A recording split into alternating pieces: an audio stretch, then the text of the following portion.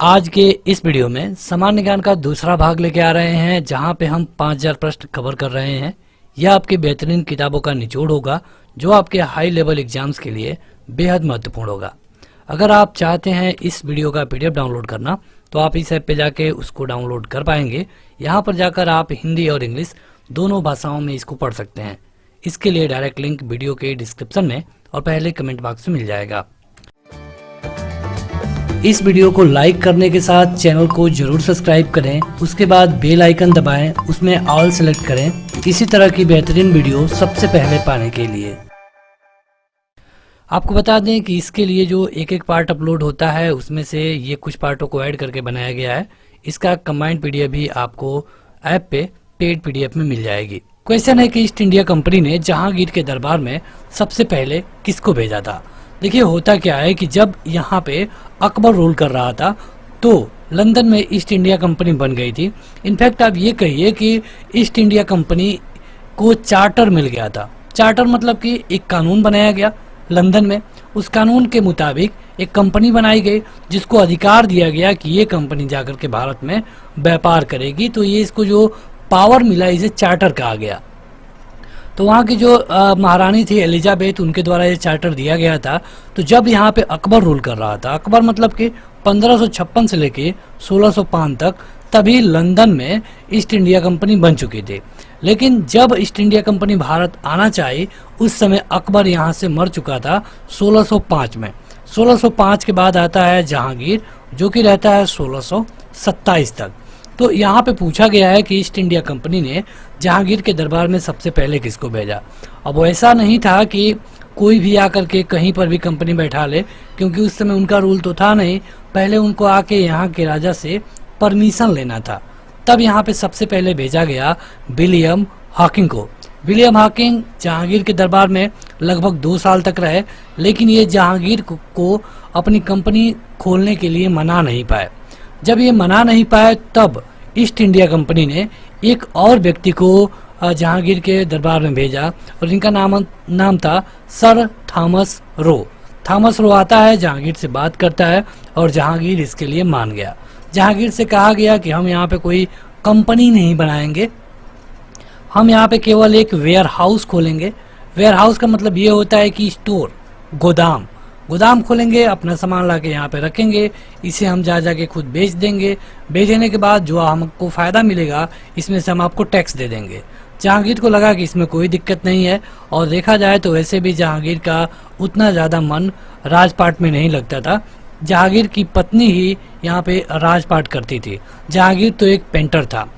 अगला है कि जहांगीर ने खान की उपाधि से किसको सम्मानित किया। तो ये थे सर विलियम हॉकिंग जो कि पहले आए थे। तो ये क्वेश्चन बहुत बार कंफ्यूज करता है, कौन पहले आया, किसको परमिशन मिली। तो पहले आया विलियम हॉकिंग, लेकिन इसको परमिशन नहीं मिली। बाद में आया सर थॉमस रो और इसको परमिशन मिल गई। विलियम हॉकिंग को एक खान कहा था जहांगीर ने।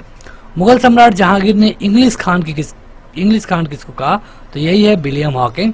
इंग्लिश खान कहिए या फिर खान कहिए। अगला है कि इंग्लैंड के जेम्स प्रथम के राजदूत सर थॉमस रो भारत कब आए। ये आए थे 1615 में। यहाँ पे इनको परमिशन मिली और तब जाकर के ईस्ट इंडिया कंपनी ने सूरत में पहला वेयर हाउस खोला। वेयर हाउस इनका पहला कहाँ खुला? तो सूरत में। ये आप याद रखिए बहुत जरूर। जहांगीर ने थॉमस रो को मिलने का अवसर दिया था कहाँ पे? तो अजमेर में। और यहीं पे जहांगीर इनको परमिशन दे देता है। एक डच पर्यटक जिसने जहांगीर के शासनकाल का मूल्यवान विवरण दिया है उसका नाम क्या है? यह है फ्रांसिस्को पेलसर्ट। वह मुगल शासक जिसका मकबरा भारत में नहीं है। यह है जहांगीर, बाबर और बहादुर शाह जफर। ये तीनों मुगल शासक हैं। बाबर को भी आप देखेंगे कि इसका जो मकबरा है भारत से बाहर है, काबुल में है। उसी तरह जहांगीर का भी भारत में नहीं है और बहादुर शाह जफर का भी भारत में नहीं है। अगला है कि मुगल चित्रकला अपनी पराकाष्ठा पे कब पहुंची। तो ये था जहांगीर का टाइम पीरियड, मतलब कि 1605 से लेकर के 1627 तक। अभी हमने आपको बताया कि जहांगीर एक पेंटर था और कहा जाता है कि यह पेंटरों का कद्रदान भी था। जहांगीर ने नादिर उज जमा की पदवी किसको दी थी? ये दिया गया था अबुल हसन को। वह चित्रकार जिसे नादिर उल असर की उपाधि दी गई। तो ये थे मंसूर। जहांगीर के दरबार में पक्षियों का सबसे बड़ा चित्रकार कौन था? तो ये था मंसूर, या फिर इसका जो उपनाम है ये याद रखिए, नादिर उल असर। देखिए इसको आपको ना तो नोट करने की ज़रूरत है, आपको इसे परेशान होने की ज़रूरत भी नहीं है। अगर आप ऐप पे जाएंगे तो इंग्लिश तथा हिंदी दोनों में इसे आप लाइन बाय लाइन पढ़ सकते हैं। पीडीएफ भी मिलेगा जो एक समय पे कम समय देकर आप ज़्यादा से ज़्यादा क्वेश्चन को पढ़ पाएंगे। तो अगला क्वेश्चन है कि मुगल बादशाहों में से वह कौन है जो अपनी आत्मकथा को फारसी में लिखा? फारसी में इन्होंने लिखा अपनी आत्मकथा को, और इनका नाम है जहांगीर। अबुल फजल के हत्यारों को पुरस्कृत किया गया था किसके द्वारा? तो ये किया गया था जहांगीर के द्वारा। अबुल फजल जो कि अकबर के दरबार में आप इनके बारे में पढ़ते हैं, जहांगीर के विरुद्ध विद्रोह किया गया था। किसने किया? ये किया खुर्रम ने। खुर्रम मतलब कौन? ये जहांगीर का बेटा था। खुसरो भी था, और महावत खान जो कि एक मंत्री था। खुसरो जिस मुगल बादशाह का पुत्र था, ये कौन है? तो ये है जहांगीर। अभी हमने आपको बताया कि खुसरो भी जहांगीर का पुत्र था। अगला है कि एतमादुद्दौला का मकबरा आगरा में किसने बनवाया था? तो ये बनवाया था नूरजहां ने। अब ये नूरजहां कौन है? तो ये जहांगीर की पत्नी है, जहांगीर की। देखिए जहांगीर एक विधवा से शादी किया था, और विधवा से शादी करने के बाद जहांगीर ने इनको एक नाम दिया, और ये नाम था नूरजहां। तो ये नाम इनको जहांगीर के द्वारा दिया गया था, और जहांगीर की ये पत्नी थे। अब यहाँ पे देखिए, यहाँ पे आपको बाएं तरफ निर्माता दिखेगा, मतलब किसने बनवाया और क्या बनवाया। ये क्वेश्चन बहुत बार पूछे गए हैं आपकी परीक्षाओं में। जैसे बाबर जामा मस्जिद को, हुमायूं दिन पनाह को, अकबर जहांगीरी महल को, और जहांगीर अकबर के मकबरे को पूरा करवाने का काम किया। गोविंद महल जो कि हिंदू वास्तुकला का अप्रियतम उदाहरण है, ये कहाँ पर है? तो ये है दतिया में। अगला है कि ईरान के शाह और मुगल शासकों के बीच में झगड़े की जड़ क्या थी? तो ये था कंधार। कंधार ये अफगानिस्तान में है, और यही सबसे बड़ा झगड़े का जड़ था। किस क्षेत्र से निकल जाने से मुगल साम्राज्य को सामरिक महत्व के दृष्टिकोण से एक बड़ा धक्का पहुंचा? ये था कंधार। और इसी के लिए आपने देखा कि जो ईरान के साथ थे और जो मुगल शासक थे, उनमें आपसी झगड़ा होता रहता था। शाहजहां के वल्ख अभियान का उद्देश्य क्या था? वल्ख अभियान शाहजहां ने चलाया, तो इसका ये था कि मतलब कि जो भी काबुल की सीमा से सटे राजा थे मित्र, उनको एक साथ लाना। वह कौन है जो शाहजहां के शासनकाल का राजकवि था? यह है कलीम, जिसका उपनाम है अबू जलील। आगे देखते हैं, तो अगला है कि मुमताज महल का असली नाम क्या था? देखिए मुमताज महल जिनके नाम पे ताजमहल को बनवाया गया शाहजहां के द्वारा, इनका असली नाम था अंजुमंद बानो बेगम। वह मुगल बादशाह जिसने दिल्ली की जामा मस्जिद का निर्माण करवाया, ये है शाहजहां। वह मुगल बादशाह जिसने साम्राज्य की राजधानी आगरा से दिल्ली लाया, तो आगरा से दिल्ली भी लाया शाहजहां ने। देखिए अगर आप इस वीडियो को देख रहे हैं तो आपको एक चीज़ तो पता चल रहा होगा कि ये वीडियो एक पूरे क्रम से है। सारे क्वेश्चनों को हम बिल्कुल क्रम से कवर कर रहे हैं। तो अगर आप इससे पहले वाली सारी वीडियो को देखते हैं तो आपको पूरा एक इतिहास या फिर भूगोल जो भी होगा पूरा कंप्लीट आपका नॉलेज हो जाएगा। इसके अलावा आप पीडीएफ भी जरूर डाउनलोड करिए। पीडीएफ से आपको फ़ायदा ये होता है कि आप कम समय में उसे पढ़ पाएंगे। आगे बढ़ते हैं तो देखिए यहाँ पे स्मारक है और यहाँ पे निर्माता है, मतलब अलाई दरवाजा को किसने बनवाया? तो अलाउद्दीन खिलजी ने। ये खिलजी वंश का था। खिलजी वंश कब से कब तक रूल किया? 1290 से लेकर के 1320 तक। अलाउद्दीन खिलजी उसमें से दूसरा राजा था। ये अपने चाचा को मार करके राजा बना था। बुलंद दरवाजा को किसने बनवाया? तो ये अकबर ने बनवाया। और कहाँ पे? तो फतेहपुर सिकरी में। मोती मस्जिद को किसने बनवाया? शाहजहां ने बनवाया। कहाँ पे? आगरा में। मोती मस्जिद जो कि दूसरी है ये दिल्ली में है, और दिल्ली की मोती मस्जिद को बनवाया औरंगजेब ने। तो क्वेश्चन एक ही तरह का दिखेगा, लेकिन आपको कंफ्यूज नहीं होना है। दिल्ली के लाल किले का निर्माण किसने करवाया था? तो ये है शाहजहां। ये वही लाल किला है जहाँ पे हर साल 15 अगस्त को भारत के प्रधानमंत्री तिरंगा फहराते हैं। तो आगे बढ़ते हैं, लेकिन उससे पहले अगर अभी तक आपने इस वीडियो को लाइक नहीं किया है तो जरूर लाइक कर दें। क्वेश्चन है कि वह कौन है जो कि बनारस और इलाहाबाद के तीर्थ यात्रा कर यानी कि टैक्स की समाप्ति के लिए मुगल बादशाह के सामने बनारस के पंडितों का नेतृत्व किया? मतलब क्या था कि आप देखेंगे कि पहले जब तीर्थ यात्रा पे जाते थे मुस्लिम को छोड़कर कोई भी, तो एक टैक्स देना पड़ता था। और इसको जो कहा जाता था ये था जजिया कर। इसको ख़त्म करने के लिए जो बनारस के पंडित थे उनका नेतृत्व किया था कबींद्राचार्य ने। उपनिषदों का फारसी में अनुवाद जिस मुगल सम्राट के शासनकाल में हुआ ये थे शाहजहां। शाहजहां ने शाह बुलंद इकबाल की पदवी किसको दी थी? ये हैं दारा शिकोह। सारे वन लाइनर क्वेश्चन है और ये आपसे परीक्षा में कई बार पूछे गए हैं। दारा शिकोह ने उपनिषदों का फारसी में अनुवाद किया था सिर ए अकबर शीर्षक के तहत। मतलब कि जो भी उपनिषद का अनुवाद किया गया फारसी में, इनका जो शीर्षक था ये था सिर ए अकबर। अगला है कि अमीर खुसरो, दारा शिकोह, अमीर हसन और शुजा, इनमें से वो कौन है जो कि हिंदू धर्म ग्रंथों का अध्ययन करने वाला पहला मुस्लिम शासक बना? तो ये था दारा शिकोह। इसी के देख रेख में जो उपनिषद थे उनका ट्रांसलेट किया गया किसमें? फारसी में। किस नाम से किया गया? सिर ए अकबर के नाम से। अगला है कि B.A. Smith, J.N. सरकार, A.L. श्रीवास्तव में से वह कौन है जिसने शाहजहां के शासनकाल को मुगल काल का स्वर्ण युग कहा? ये है A.L. श्रीवास्तव। ये एक इतिहासकार हैं और इन्होंने मुगल काल को स्वर्ण युग कहा। किसके टाइम पीरियड का? तो शाहजहां के। कारण क्या है? क्योंकि इस समय कई ऐसे भवन बने जैसे कि आप ताजमहल को देखते हैं। सुप्रसिद्ध कोहिनूर हीरा शाहजहां को उपहार में दिया गया था किसके द्वारा? ये दिया गया था मीर जुमला के द्वारा।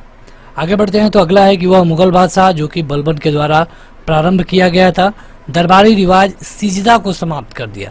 देखिए जब बलबन आया था, आपने पढ़ा था इसको गुलाम वंश में बलबन जब आया तो इसने दो प्रक्रिया शुरू की थी, सिजदा और पोबोस।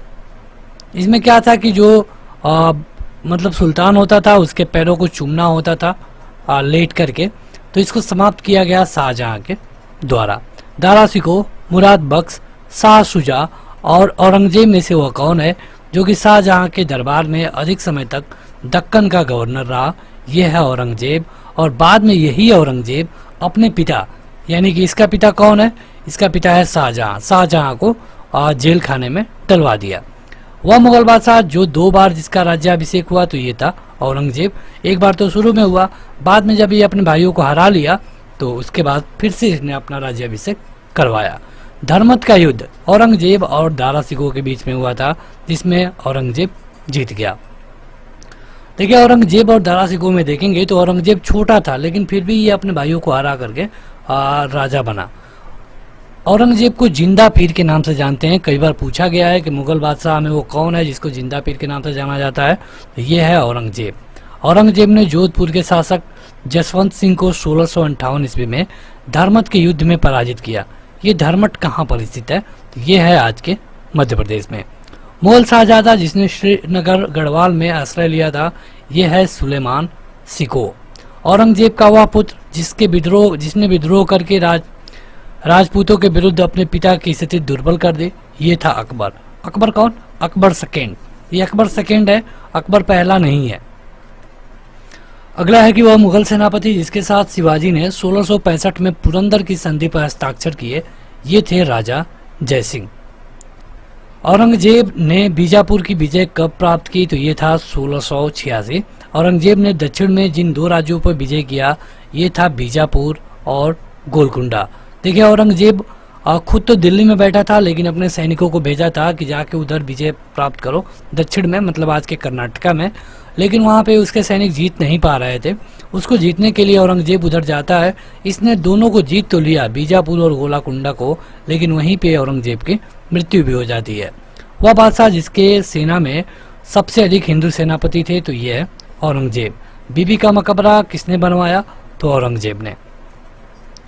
आगे बढ़ते हैं तो जजिया कर किसके शासनकाल में पुनः लगाया गया? देखिए जब अकबर आया था तो इसको खत्म कर दिया था, लेकिन इसको फिर से औरंगजेब ने लगा दिया। और औरंगजेब के द्वारा जो जिहाद चलाया गया इसका मतलब था दारुल इस्लाम। वह मकबरा जो कि द्वितीय ताजमहल कहलाता है, यह है रबिया उद दौरानी का मकबरा बनवाया था औरंगजेब ने।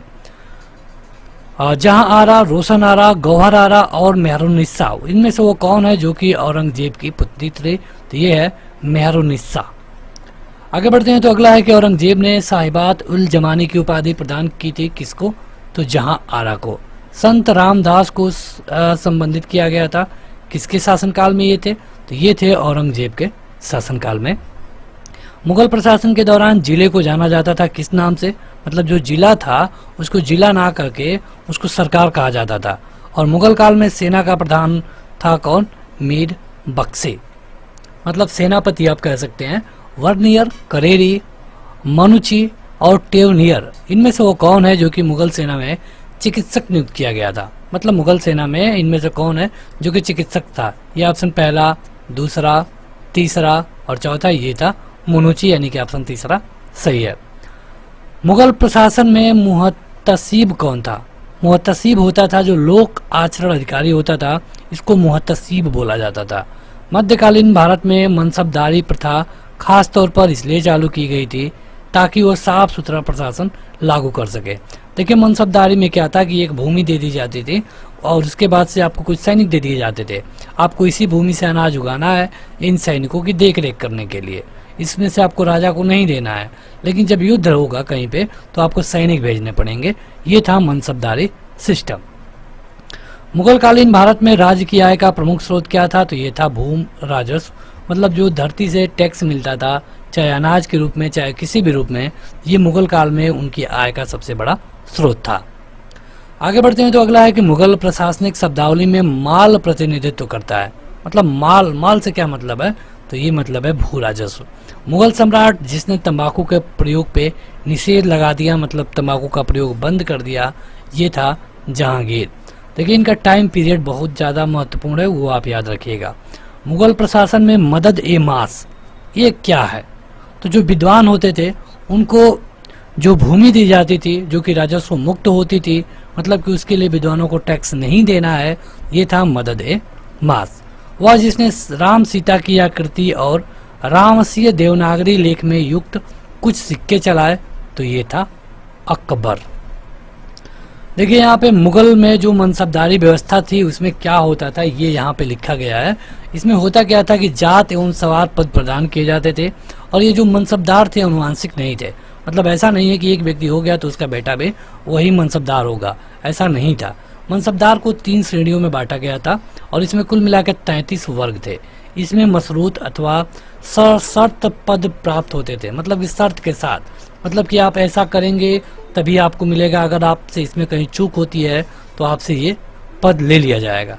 ये समस्त कार्यकारी और सैन्य अधिकारियों को मनसब प्रदान किया जाता था, जैसा कि हम आपको पहले ही बता चुके हैं। ये उस समय जो व्यक्ति है जिसको मिलता था उसी के टाइम पीरियड तक रहता था और इसका चयन होता था उनकी योग्यता के आधार पे। आप कितने योग्य हैं उस आधार पे आपको उतना मनसब मिलेगा। मतलब किसी को 1000 सैनिकों का मनसब मिल गया, किसी को 5000 सैनिकों का मनसब मिल गया, यानी कि जो ये 5000 वाला व्यक्ति है ये ज़्यादा योग्य है 1000 वाले से। अगला है कि मुगल शासन में तांबे का सिक्का कहलाता था। तांबे के सिक्के को बोलते थे दाम। मध्यकालीन में बंटाई शब्द का क्या मतलब है?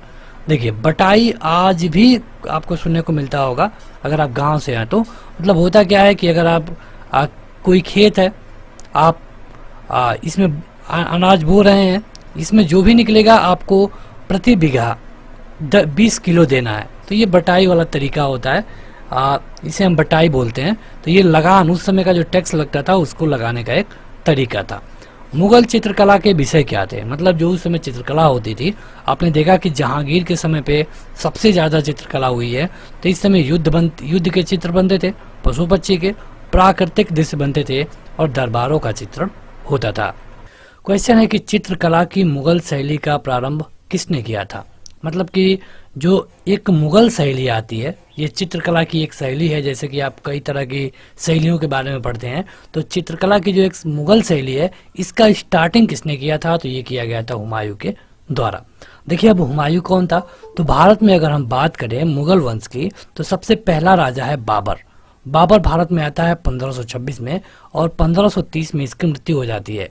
बाबर का जो बेटा था इसका नाम था हुमायूं।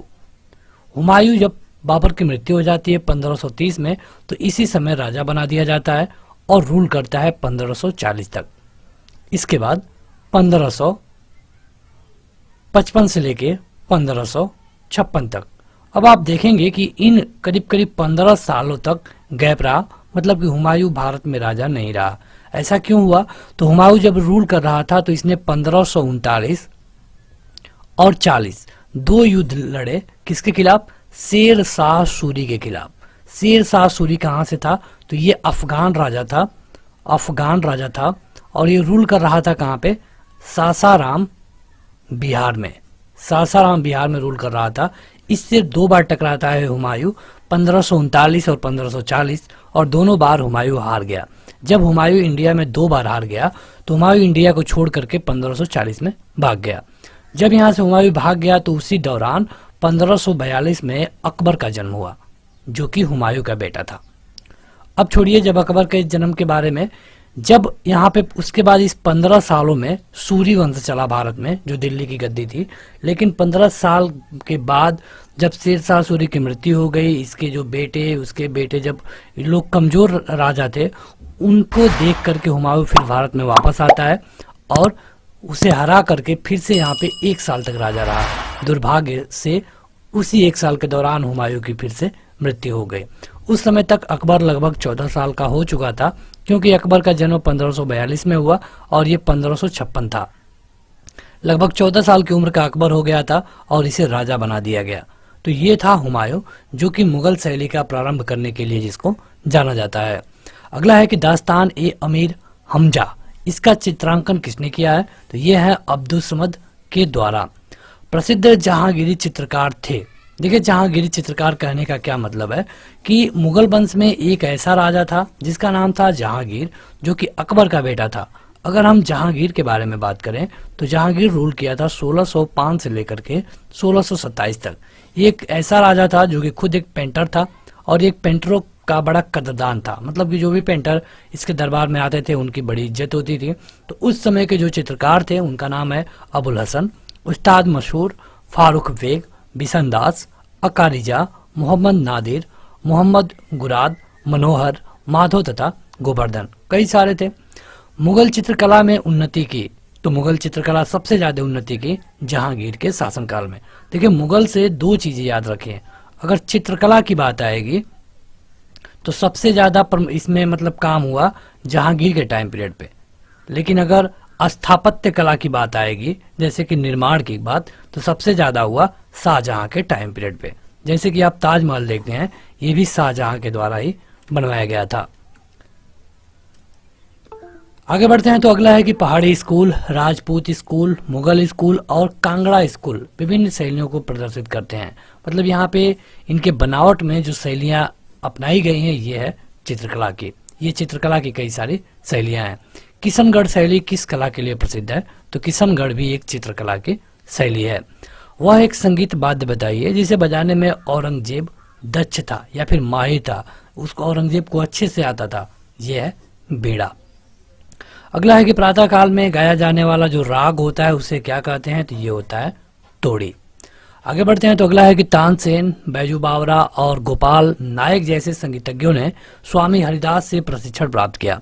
अब आपसे ये पूछा गया है कि बताइए कि स्वामी हरिदास के अनुयायियों ने क्या स्थापित किए?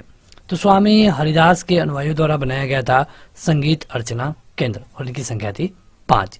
अकबर के शासनकाल में ध्रुपद गायकों में कौन सम्मिलित थे? मतलब कि अकबर के शासनकाल में, अकबर के दरबार में यह है तानसेन और हरिदास। अकबर ने कब से कब तक रूल किया? बता पाएंगे? 1556 से लेके 1605 तक। चलिए बताइए अकबर के बेटे का क्या नाम था? अकबर के बेटे का क्या नाम था ये आप हमें कमेंट करके बताएंगे कमेंट बॉक्स में। अगला है कि प्रसिद्ध तानसेन का मकबरा कहाँ पर स्थित है? यह है ग्वालियर में, और ग्वालियर है मध्य प्रदेश में, जिसकी कैपिटल है भोपाल। तानसेन का मूल नाम क्या था? तो ये था रामतनु पांडे। आगे बढ़ते हैं तो अगला है कि वह महिला जिसे मुगल काल में ऐतिहासिक विवरण लिखे, तो ये है गुलबदन बेगम। हुमायूं नामा की रचना, मतलब जो हुमायूं का जीवन परिचय है, ये गुलबदन बेगम के द्वारा ही लिखा गया। ये क्वेश्चन बहुत इंपॉर्टेंट है और बहुत बार पूछा गया है। दिल्ली का वह शिक्षा केंद्र जो कि मदरसा ए बेगम कहलाता है, इसको किसके द्वारा स्थापित किया गया था? यह है माहम अनगा के द्वारा। हितोपदेश की फारसी में अनुवाद किया गया था किसके द्वारा? मतलब हितोपदेश की कहानी आप पढ़ते हैं उसको, ये जो हिंदी में है इसको फारसी में अनुवाद किया गया और ये किया गया ताज उल दीन मुफ्ती अल मलिकी के द्वारा। देखिए इससे पहले हमने लुसेंट और स्पीडी के करीब 150 वीडियो कवर किए हैं, जो कि करीब 40 से 50 घंटे की वीडियो है अगर आप देखें तो तो उसमें हमने थोड़े आसान से क्वेश्चन को कवर किया है। अगर आप उन्हें ऐप पे देखेंगे तो वहाँ पर भी आपको मिल जाएंगे। तो वहाँ पे हमने थोड़े आसान क्वेश्चनों को कवर किया है, लेकिन यहाँ पे आपको हार्ड क्वेश्चन मिल रहे हैं। ये आपके किसी भी हाई लेवल के एग्जाम के लिए भी बेहद महत्वपूर्ण होंगे। क्वेश्चन है कि महत्वपूर्ण कृतियां रामचंद्रिका एवं रसिक प्रिया की रचना किसने की? रसिक प्रिया और रामचंद्रिका बहुत बार पूछा गया है, लेखक और रचनाएं में भी पूछा जाता है। यह है केशवदास। चार बाहरी आक्रमणों का व्यवस्थित क्रम क्या है? मतलब कि पहले कौन आया, उसके बाद कौन आया? यह है चंगेज खान 1398, उसके बाद तैमूर, नादिर शाह, उसके बाद से अहमद शाह अब्दाली। दारा शिकोह को दफनाया गया था कहाँ पे? तो इनको दफनाया गया दिल्ली में। अगला है कि 1773 में जीज मोहम्मद शाही पुस्तक, जो कि नक्षत्र संबंधी ज्ञान से संबंधित है, इसके लेखक कौन है? कब की बात की गई है? 1773 में। तो यह है जयपुर के सवाई जय सिंह, ये एक राजा थे। अगला है कि शाहनामा के लेखक कौन है? तो शाहजहांनामा के लेखक हैं इनायत खान। अबुल फैजल फैजी, अब्दुल रहीम खान खाना, अब्दुल कादिर बदायूनी, इनमें से वो कौन है जिनका हिंदी साहित्य के लिए जिन्होंने सबसे बड़ा योगदान दिया? तो ये है अब्दुल रहीम खान खाना। अगला क्वेश्चन है कि भारत के इतिहास के संदर्भ में अब्दुल हमीद लाहौरी थे। क्या थे, कब थे? ये शाहजहां के शासनकाल में थे और यह एक इतिहासकार थे, अब्दुल हमीद लाहौरी। अनवार ए सुलाइसी नामक ग्रंथ अनुवाद है किसका? तो ये पंचतंत्र का। जो पंचतंत्र की कहानियां है, इसको फारसी में अनुवाद किया गया और तब इसका नाम हो गया अनवार ए सुहाइली। आगे बढ़ते हैं। तो अगला है कि अबुल फजल के द्वारा अकबरनामा को कब पूरा किया गया? दो क्वेश्चन है। देखिए, अकबरनामा को किसने लिखा? अबुल फजल ने। और कितने समय में पूरा किया? लगभग 7 सालों में। मुगल काल में दरबारी और अदालती भाषा क्या थी? मतलब कि दरबार में कौन सी भाषा बोली जाती थी? तो ये थी फारसी। नस्तालिक क्या है? तो यह एक प्रकार की फारसी लिपि है जो कि मध्यकालीन भारत में प्रयोग में लाई जाती थी। इसका नाम था नस्तालिक। कबीर थे वह राजा जिसने नागरी दास के नाम से कृष्ण की प्रशंसा में छंद लिखे।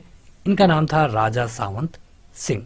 अब देखते हैं कुछ विदेशी यात्रियों के बारे में। यहाँ से क्वेश्चन ये पूछा जाता है कि बताइए कि जब विलियम हॉकिंग भारत आया तो इस समय दिल्ली सल्तनत पर, मतलब दिल्ली पे कौन रूल कर रहा था? इस तरह के क्वेश्चन पूछे जाते हैं।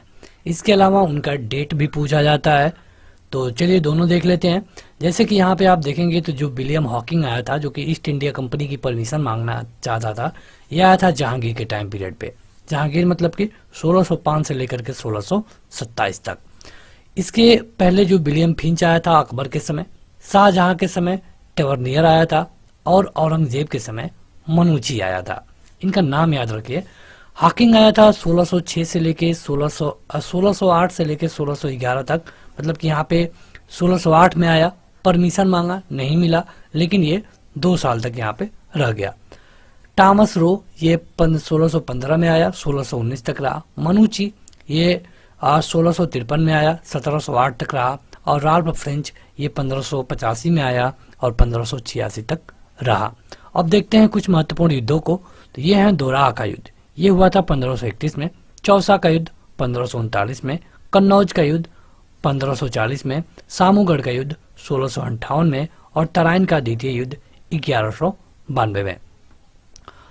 यहाँ पे देखिए, ये जो दोनों युद्ध है 1539 और 40, यही हैं जो कि शेर शाह सूरी और हुमायूं के बीच में हुए थे, जिसमें हुमायूं हार गया था।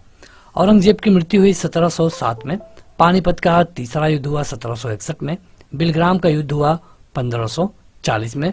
सारनल का युद्ध हुआ 1572 में। धर्मत का युद्ध हुआ 1658 में और जजायू का युद्ध हुआ 1607 में। तो ये डायरेक्ट क्वेश्चन है और इस तरह का जो क्वेश्चन है आपके परीक्षा में बहुत बार कई तरह से पूछा जाता है। अगला है कि मध्यकालीन मुगल शब्दावली और उस समय के काम। जैसे कि जो तांबे की मुद्रा थी मुगल में, इसको हम दाम बोलते थे। जो राजस्व अधिकारी था इसको हम देसाई बोलते थे। जो राजस्व का प्रमुख था उसको हम दीवान बोलते थे और जो माप प्रणाली का हेड था उसको हम जरीब था। युद्ध के समय में देखिए, हल्दी घाटी का युद्ध हुआ अकबर महाराणा प्रताप के विरुद्ध, मतलब इन दोनों लोगों के विरुद्ध हुआ था 1571 में। बिलग्राम का युद्ध हुआ था शेर शाह और हुमायूं के बीच, जिसमें हुमायूं हार गया। खुसरो का विद्रोह था जहांगीर के विरुद्ध, क्योंकि जो खुसरो है जहांगीर का बेटा था। खानवा का युद्ध हुआ था बाबर और राणा संगा के बीच, जिसमें बाबर जीत गया। यहाँ पे देखिए कुछ लेखक और पुस्तक हैं, जैसे कि हसन निजामी, ये ताजुल मासिर हैं, और ये मतलब कि हसन निजामी ने लिखा है। ख्वाक मदीर हुमायूं नामा, मोहम्मद काजिर आलमगीर नामा, और भीमसेन ने नुस्खा दिलसुखा। यामिने तारीख यामिने अल उतबी, चहार चमन चंद्र भान ब्रह्मन, ये बुक है। इकबाल नामा जहांगीरी, ये मोहम्मद खान के द्वारा लिखा गया। अब्बास खान शेरवानी, ये तारीख शेर शाही के द्वारा लिखा गया। आगे बढ़ते हैं तो अगला है कुछ वर्ष और उस समय की महत्वपूर्ण घटनाएं, जैसे कि 1556 में अकबर का राज्यारोहण हुआ, मतलब कि अकबर को राजा बनाया गया। 1600 में ईस्ट इंडिया कंपनी को अधिकार पत्र दिया गया, किसके द्वारा? वहां के रानी के द्वारा। लंदन में जो रानी थे एलिजाबेथ, उनके द्वारा अधिकार पत्र दिया गया ईस्ट इंडिया कंपनी को, कि मतलब इनको एक पावर दिया गया कि आप जाके एशिया में, इंडिया में रूल, मतलब कि वहां जाकर व्यापार कर सकते हैं। शिवाजी की मृत्यु हुई 1680 में, और 1739 में नादिर शाह का दिल्ली पे कब्जा हुआ। अता अली खान नाम था तानसेन का। बाबुल मक्का, मतलब मक्का द्वार कहा जाता है सूरत को। सूरत का जो उपनाम है, जो कि मुगल टाइम पे उसको कहा जाता था, ये था बाबुल मक्का, यानी कि मक्का द्वार। आगे बढ़ते हैं तो अगला है कि मुगलों ने नौरोज का त्यौहार लिया है कहाँ से? मुगलों में नौरोज का त्यौहार था तो ये लिया गया था पारसियों से। देखिए जब बलबन आया था, अगर आप जानते हैं, गुलाम वंश को पढ़ेंगे आप, हमारा इस सीरीज का पहला दूसरा पार्ट देखेंगे तो वहाँ पे हमने आपको बताया है। तो बलबन ने सबसे पहले ये नौरोज को शुरू किया था, लेकिन मुगलों ने इसे पारसियों से लिया। हेमचंद्र विक्रमादित्य भारतीय इतिहासकार में जाने जाते हैं, तो ये जाने जाते हैं हेमू से। हेमू का जिक्र आपको 1555 में मिलेगा, जब अकबर ने इनसे पहला युद्ध लड़ा था 1556-55 में। अगला है कि मुगल काल में जिस मदरसे में मुस्लिम न्याय शास्त्र की पढ़ाई की विशिष्टता हासिल की, वो कहाँ पर स्थित है? मुस्लिम न्याय शास्त्र, तो मुगल काल में था ये लखनऊ में। मुगल काल में मोमिल्य था व्यापारिक जहाजों पर बैठने वाला एक कर्मचारी। आगे बढ़ते हैं तो अगला है कि भारतीय इतिहास के मध्यकाल में बंजारे सामान्यतः क्या थे? जो बंजारे थे ये करते थे व्यापार, और उनको कहा जाता था व्यापारी। बात हो रही है भारतीय इतिहास के मध्य काल में। गुरु नानक ने अपना उत्तराधिकारी किसको नियुक्त किया? ये नियुक्त किया गुरु अंगद को। गुरु नानक का उत्तराधिकारी थे गुरु अंगद। पंजाब में अमृतसर नगर को कौन बसाया? तो गुरु रामदास ने। अमृतसर ये पंजाब में एक बड़ा शहर है। अगला है कि वह सिख गुरु जिसे अकबर ने 500 बीघा जमीन दी थी, ये थे गुरु रामदास, और इन्होंने ही अमृतसर को बसाया। वह सिख गुरु जिसने विद्रोही राजकुमार खुसरो की सहायता धन और आशीर्वाद दोनों से किया, ये थे गुरु अर्जुन देव, जिनको जहांगीर ने मरवा दिया था। अगला है कि आदि ग्रंथ अथवा गुरु ग्रंथ साहिब का संकलन किया गया था किसके द्वारा? यह है गुरु अर्जुन देव। वह सिख गुरु जिनको तत्कालीन शासकों के द्वारा मृत्यु दंड दिया गया था, इनका नाम था गुरु अर्जुन देव और गुरु तेग बहादुर। दोनों लोगों को अलग अलग राजा के द्वारा मृत्यु दंड दिया गया। वह सिख गुरु जिसकी मृत्यु के लिए औरंगजेब जिम्मेदार है, ये हैं गुरु तेग बहादुर। और गुरु अर्जुन देव को जो मृत्यु दंड दिया था, ये दिया गया था जहांगीर के द्वारा। दोनों अलग अलग है। हेमकुंड, ताराकुंड, ब्रह्मकुंड में से वो कौन सा स्थान है जिस पर एक प्रसिद्ध सिख गुरुद्वारा अवस्थित है? तो यह है मकुंड। आगे बढ़ते हैं तो यह है कि जिस सिख गुरु का जन्म पटना में हुआ था, यह है गोविंद सिंह। आज भी यहाँ पे सेशन होता है हर साल इनके जन्म दिवस पे। वह जिनकी समाधि के कारण नांदेड़ गुरुद्वारा सिखों द्वारा पवित्र माना जाता है, यह है गुरु गोविंद सिंह। गुरु गोविंद सिंह की महानता निहित है कि उन्होंने सिखों की सैनिक व्यवस्था का गठन किया, और गुरु गोविंद सिंह है जिन्होंने खालसा पंथ की स्थापना की। ये क्वेश्चन काफी महत्वपूर्ण है। आगे बढ़ते हैं तो अगला क्वेश्चन है कि सिखों के अंतिम गुरु कौन थे? सिखों के अंतिम गुरु थे गुरु गोविंद सिंह। इनका जन्म हुआ था कहाँ पे? पटना में। बंदा बहादुर का मूल नाम क्या था? बंदा बहादुर का मूल नाम था लच्छन देव या फिर लक्ष्मण देव। ये दोनों एक ही नाम है, अलग अलग तरीका है, लच्छन का ये या फिर लक्ष्मण का ये। सिख साम्राज्य का अंतिम शासक कौन था? तो ये थे दिलीप सिंह मराठा और संघ। मराठाओं के उत्कर्ष के कारण क्या थे? जब मराठा मतलब कि बिल्कुल चरम पे थे, तो इनमें धार्मिक चेतना थी, भौगोलिक सुरक्षा थी, राजनैतिक जागृति थी और उच्च नेतृत्व था। इसी कारण ये मराठा उतने आगे जा पाए। अब देखते हैं कुछ क्वेश्चन जो कि शिवाजी से रिलेटेड है। जिस शिवाजी ने मुगलों को कब हराया, कहाँ पे हराया? तो सलहार के युद्ध में। कब? 1672 में। शिवाजी का जन्म हुआ था 1627 में, और ये 1627 में ही है। अधिकतर जो इतिहासकार हैं 1627 को ही मानते हैं। वह सेना नायक जिसने बीजापुर के सुल्तान को 1659 में शिवाजी को दबाने के लिए भेजा था, ये था अफजल खान। अफजल खान को भेजा गया था किसके द्वारा? बीजापुर के सुल्तान के द्वारा। शिवाजी मुगलों को कैद से भागने के समय जिस नगर में कैद थे वो कहाँ है? आगरा। मतलब शिवाजी को आगरा में कैद किया गया था और वहां से ये भाग गए। आगे बढ़ते हैं तो अगला है कि शिवाजी की राजधानी कहाँ पर थी? तो ये थी रायगढ़ में। शिवाजी की राजधानी, शिवाजी के छत्रपति के रूप में राज्याभिषेक, मतलब इनको राजा कब बनाया गया? छत्रपति के रूप में। तो ये बनाया गया था रायगढ़ में। और रायगढ़ में क्यों? क्योंकि रायगढ़ ही इनकी राजधानी थी। शिवाजी के गुरु का नाम रामदास था, ये डायरेक्ट कई बार पूछा गया है।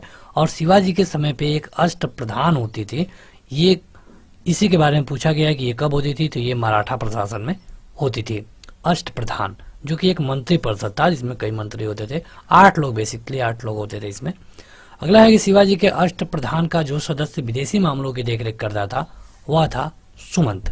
संभाजी के बाद मराठा शासन को सरल और कामगार बनाया गया, किसके द्वारा? ये हैं बालाजी विश्वनाथ। संभाजी शिवाजी के बाद आते हैं। पेशवाओं के शासन का सही क्रम क्या है? पहले बालाजी विश्वनाथ, फिर बाजीराव, फिर बालाजी बाजीराव, फिर माधव राय। सही कालानुक्रम बताइए। तो देखिए, संभाजी, राजाराम, शिवाजी सेकंड और छत्रपति साहू जी। ये क्वेश्चन कई बार पूछा गया है कि इनका क्रम, इनको मतलब कि एक क्रम से लगाइए।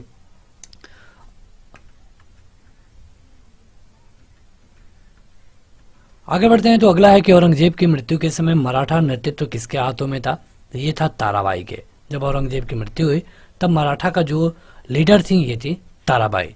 सरंजामी प्रथा संबंधित है, ये मराठा भू राजस्व प्रथा से, मतलब कि जो मराठा लोग थे ये जो टैक्स लेते थे भूमि पर, ये है सरंजामी प्रथा।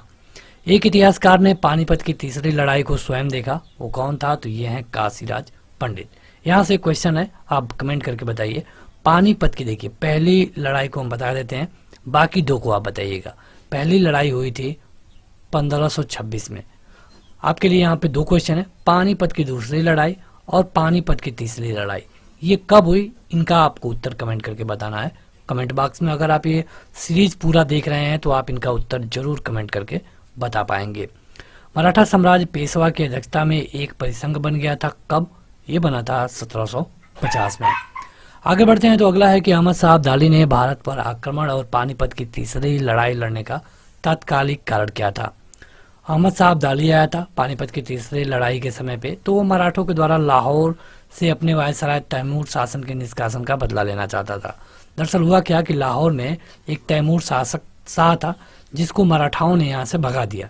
अब इसी का बदला लेने के लिए अहमद शाह अब्दाली आया और पानीपत के तीसरे युद्ध हुआ। पानीपत के तीसरे युद्ध में मराठों को हराया था किसने? अफगानों ने।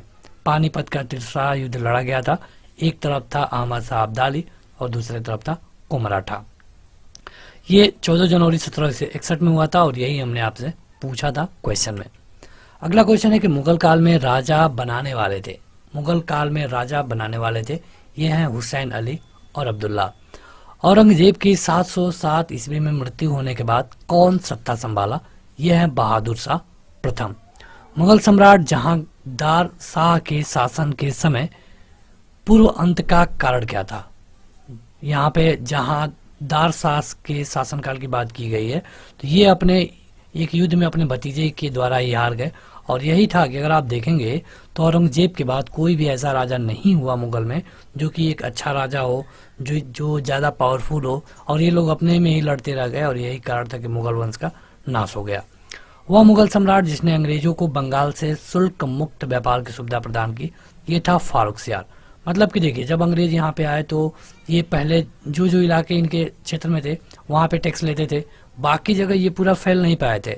लेकिन जो फारुखसियार था इसने सबसे बड़ी गलती की और इसने अंग्रेजों को बंगाल से भी टैक्स वसूलने का काम दे दिया। अब टैक्स ज़्यादा वसूलते थे और उसका कमीशन राजा को बहुत कम मिलता था। धीरे धीरे पैसा आने लगा तो वो और ज़्यादा पावरफुल हो गए। अगला है कि मयूर सिंहासन पर बैठने वाला अंतिम मुगल शासक कौन था? तो ये था मोहम्मद शाह। नादिर शाह के आक्रमण के समय मुगल शासक कौन था? तो ये था मोहम्मद शाह। और देखिए, जो ये मयूर सिंहासन है इसी पे ये बैठता था मोहम्मद शाह, और जब नादिर शाह यहाँ पे आक्रमण किया तो नादिर शाह अपने साथ मयूर सिंहासन को लेकर के चला गया। वह शासक जिसके शासन में हिजड़ों तथा महिलाओं के एक वर्ग का प्रभुत्व था, ये था मोहम्मद शाह। इसका देखिए टाइम पीरियड है 1719 से लेके 1748 तक। रंगीला के नाम से इसको जाना जाता है, मोहम्मद शाह को ही, रंगीला राजा। अगला है कि महाराजा जय सिंह सेकंड ने वेधशालाएं बनवाई थी। कहाँ पे? तो ये कई जगह बनवाए, दिल्ली में भी, जयपुर, उज्जैन, वाराणसी और मथुरा में। नादिर शाह द्वारा दिल्ली में कत्लेआम कब किया गया? 1739 में। 1739 में नादिर शाह ने दिल्ली पे हमला किया था। अगला है कि शिवाजी के समय सरनोबात का पद किससे संबंधित था? सरनोबात ये सैन्य प्रशासन से रिलेट करता था।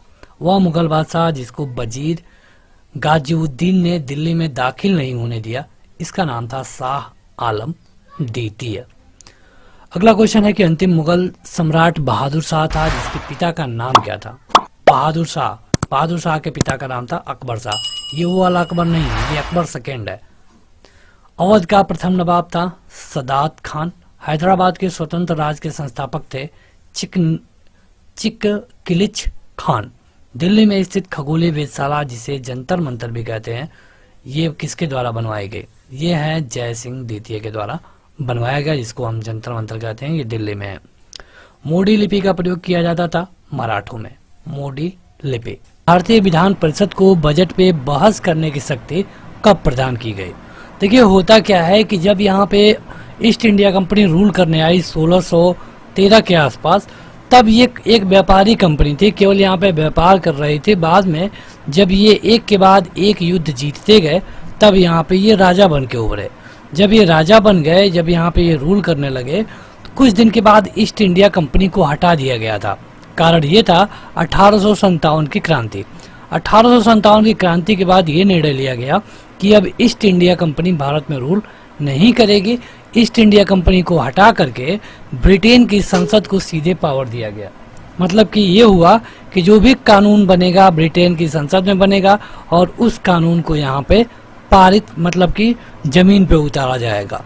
तो यहाँ पे अब देख रहे थे अंग्रेज की यहाँ के लोग एक्टिव हो रहे थे, तो उन्हें मतलब कि उन्हें एक तरह से निष्क्रिय करने के लिए वो लोग विधान परिषद में एक अधिनियम लाए 1892, और इसके तहत क्या था कि इसमें बजट पर बहस करने की शक्ति प्रदान हो गई। हालांकि चेंज नहीं करवा सकते थे, केवल आप बहस कर सकते थे। अगला है कि कलकत्ता में सर्वोच्च न्यायालय की स्थापना का प्रावधान किया गया था कब? ये है रेगुलेटिंग एक्ट 1773। अब देखिए, जब भी आप पॉलिटी पढ़ना शुरू करते हैं ना, तो आपको जो पहली चीज पढ़ाई जाती है ये है रेगुलेटिंग एक्ट 1773। रेगुलेटिंग एक्ट 1773 कोई एक दो लाइन का एक्ट नहीं है, ये बहुत बड़ा एक्ट था, और यहाँ से एक बहुत बड़ा परिवर्तन हुआ। इसकी ज़रूरत इसलिए पड़ी क्योंकि अब यहाँ पे एक तरह से कंपनी जो रूल कर रही थी उसमें भ्रष्टाचार बहुत हो गया था। ईस्ट इंडिया कंपनी की बात कर रहे हैं, यहाँ पे भ्रष्टाचार बहुत ज़्यादा हो गया था, और यहाँ पे सरकार चलाने के लिए भी पैसे की आवश्यकता हो गई थी। इसीलिए इस एक्ट को लाया गया, जिसका नाम रखा गया रेगुलेटिंग एक्ट। समय था 1773। इसी रेगुलेटिंग एक्ट में भारत में एक सुप्रीम कोर्ट की स्थापना की जाती है, और इस सुप्रीम कोर्ट से अगर आपका कोई फैसला नहीं हो पाता है या फिर अपील करना चाहते हैं, तब आपको लंदन में जाके अपील करना होता था। तो ये था रेगुलेटिंग एक्ट 1773। यहाँ पे कई मतलब कि सुप्रीम कोर्ट बनाया गया। इसमें जो मुख्य न्यायाधीश थे उनका नाम था सर एलिजा नाम था, इम्पे, बस लॉर्ड इम्पे आपको मिलता है। इसके अलावा 3 जज और थे, यानी कुल मिला के 4 जज थे, तो ये भी आप जरूर याद रखिए। भारत में संघीय न्यायालय की स्थापना कब की गई? ये की गई थी भारत सरकार अधिनियम 1935 में। देखिए 1935 में ढेर सारे रूल्स कानून ऐसे हैं जो कि आज भी संविधान में हैं। तो जो संघीय न्यायालय की बात की जाती है ये है 1935 में। भारत का संघीय न्यायालय कब स्थापित किया गया? 1937 में। इसके लिए कानून बना था 1935 में। अगला है कि भारत के लिए संविधान की रचना हेतु संविधान सभा का विचार सबसे पहले किस पार्टी के द्वारा लाया गया था और कब? सबसे पहले संविधान के बारे में बात की गई थी स्वराज पार्टी के द्वारा, और ये लाया गया था 1934 में। स्वराज पार्टी ने कहा कि अगर हमको अपना राज लाना है तो अपना संविधान लाना पड़ेगा। संविधान सभा की प्रथम बैठक की अध्यक्षता किसने की? तो ये किए थे डॉक्टर सच्चिदानंद सिन्हा। ये 9 दिसंबर 1946 को अध्यक्ष बनाए गए। ये सबसे ज़्यादा बुजुर्ग थे। 2 दिनों के बाद यानी कि 11 दिसंबर 1946 को डॉक्टर राजेंद्र प्रसाद को अध्यक्ष बना दिया गया। तो आप कह सकते हैं कि डॉक्टर राजेंद्र प्रसाद अस्थायी थे और डॉक्टर सच्चिदानंद सिन्हा अस्थायी थे। दोनों लोग बिहार से थे। भारत की संविधान निर्मात्री सभा या फिर संविधान सभा के अध्यक्ष कौन थे? ये थे डॉक्टर राजेंद्र प्रसाद। ये 11 दिसंबर को बनाए गए और ये 9 दिसंबर को। ये अस्थायी थे और ये अस्थायी थे। किस शासन अधिनियम के तहत केंद्रीय विधानसभा का निर्वाचन 1926 और 1945 में हुआ था? यह है शासन अधिनियम 1919। आगे बढ़ते हैं तो अगला है कि भारतीय संविधान सभा की स्थापना की गई थी कब? 9 दिसंबर को।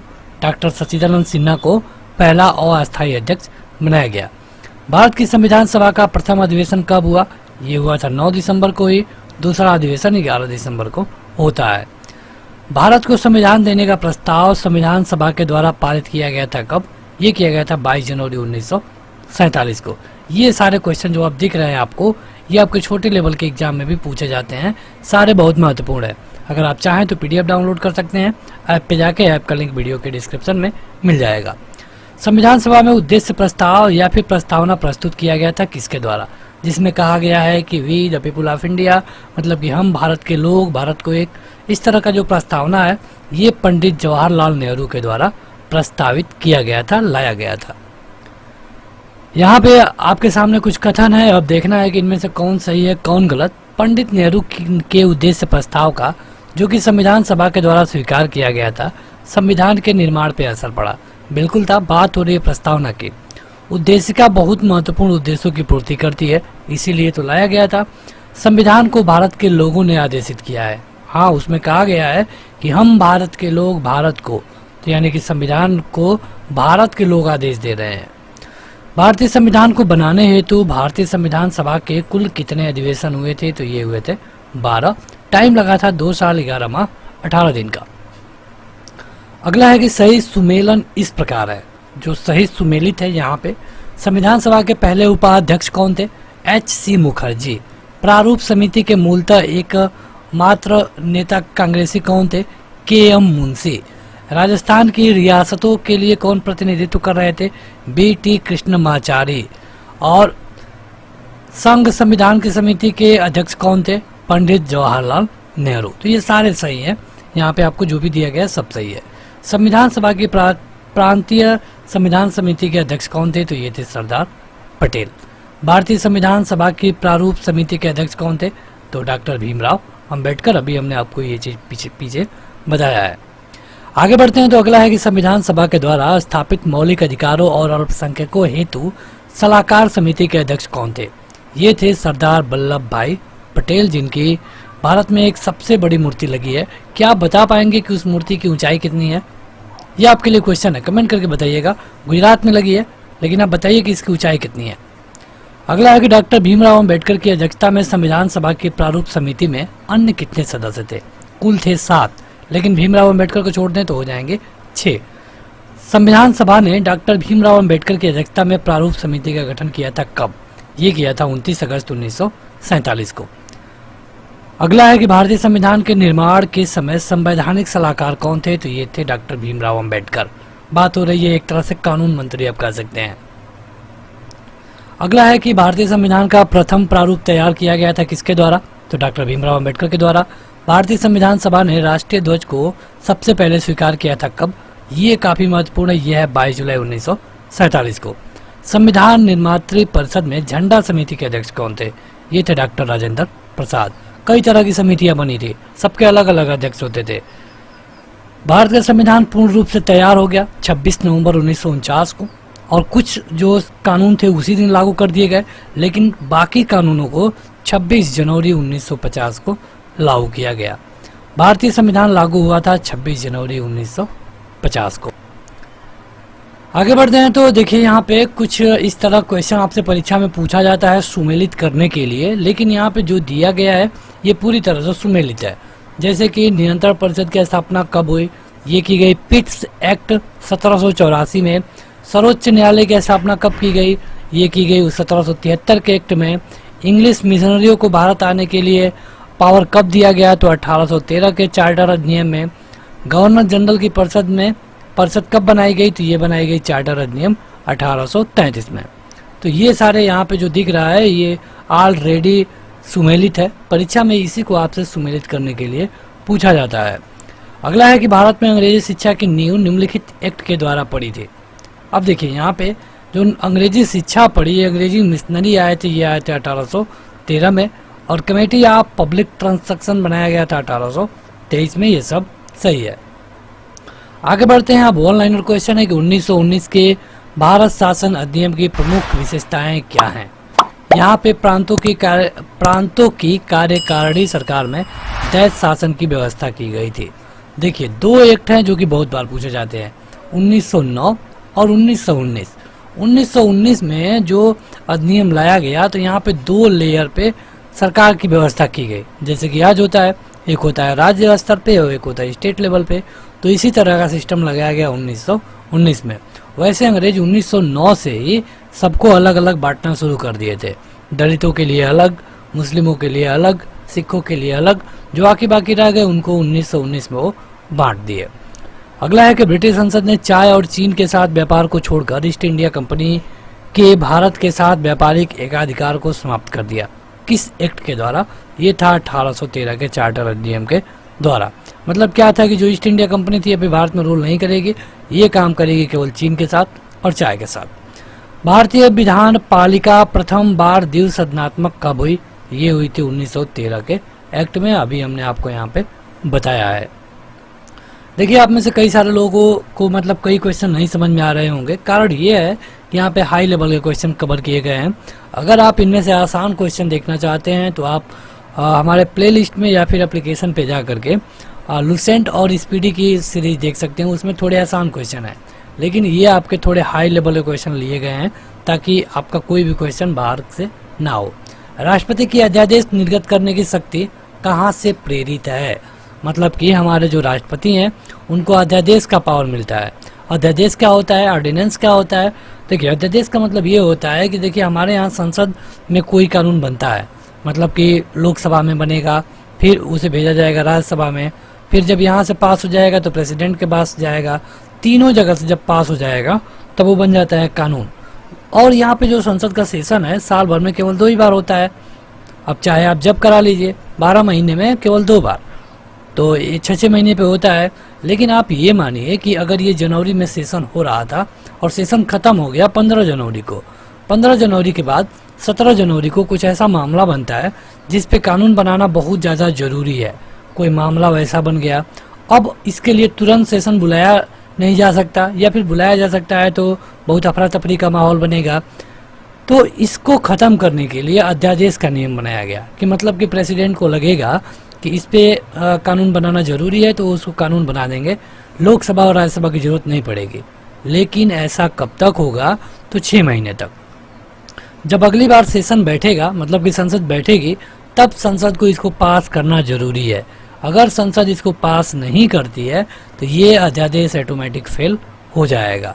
तो ये जो अध्यादेश की पावर है ये 1935 से प्रभावित है, मतलब 1935 में इसके बारे में बात की गई थी, और ये भारतीय परिषद अधिनियम 1861 के द्वारा भी है।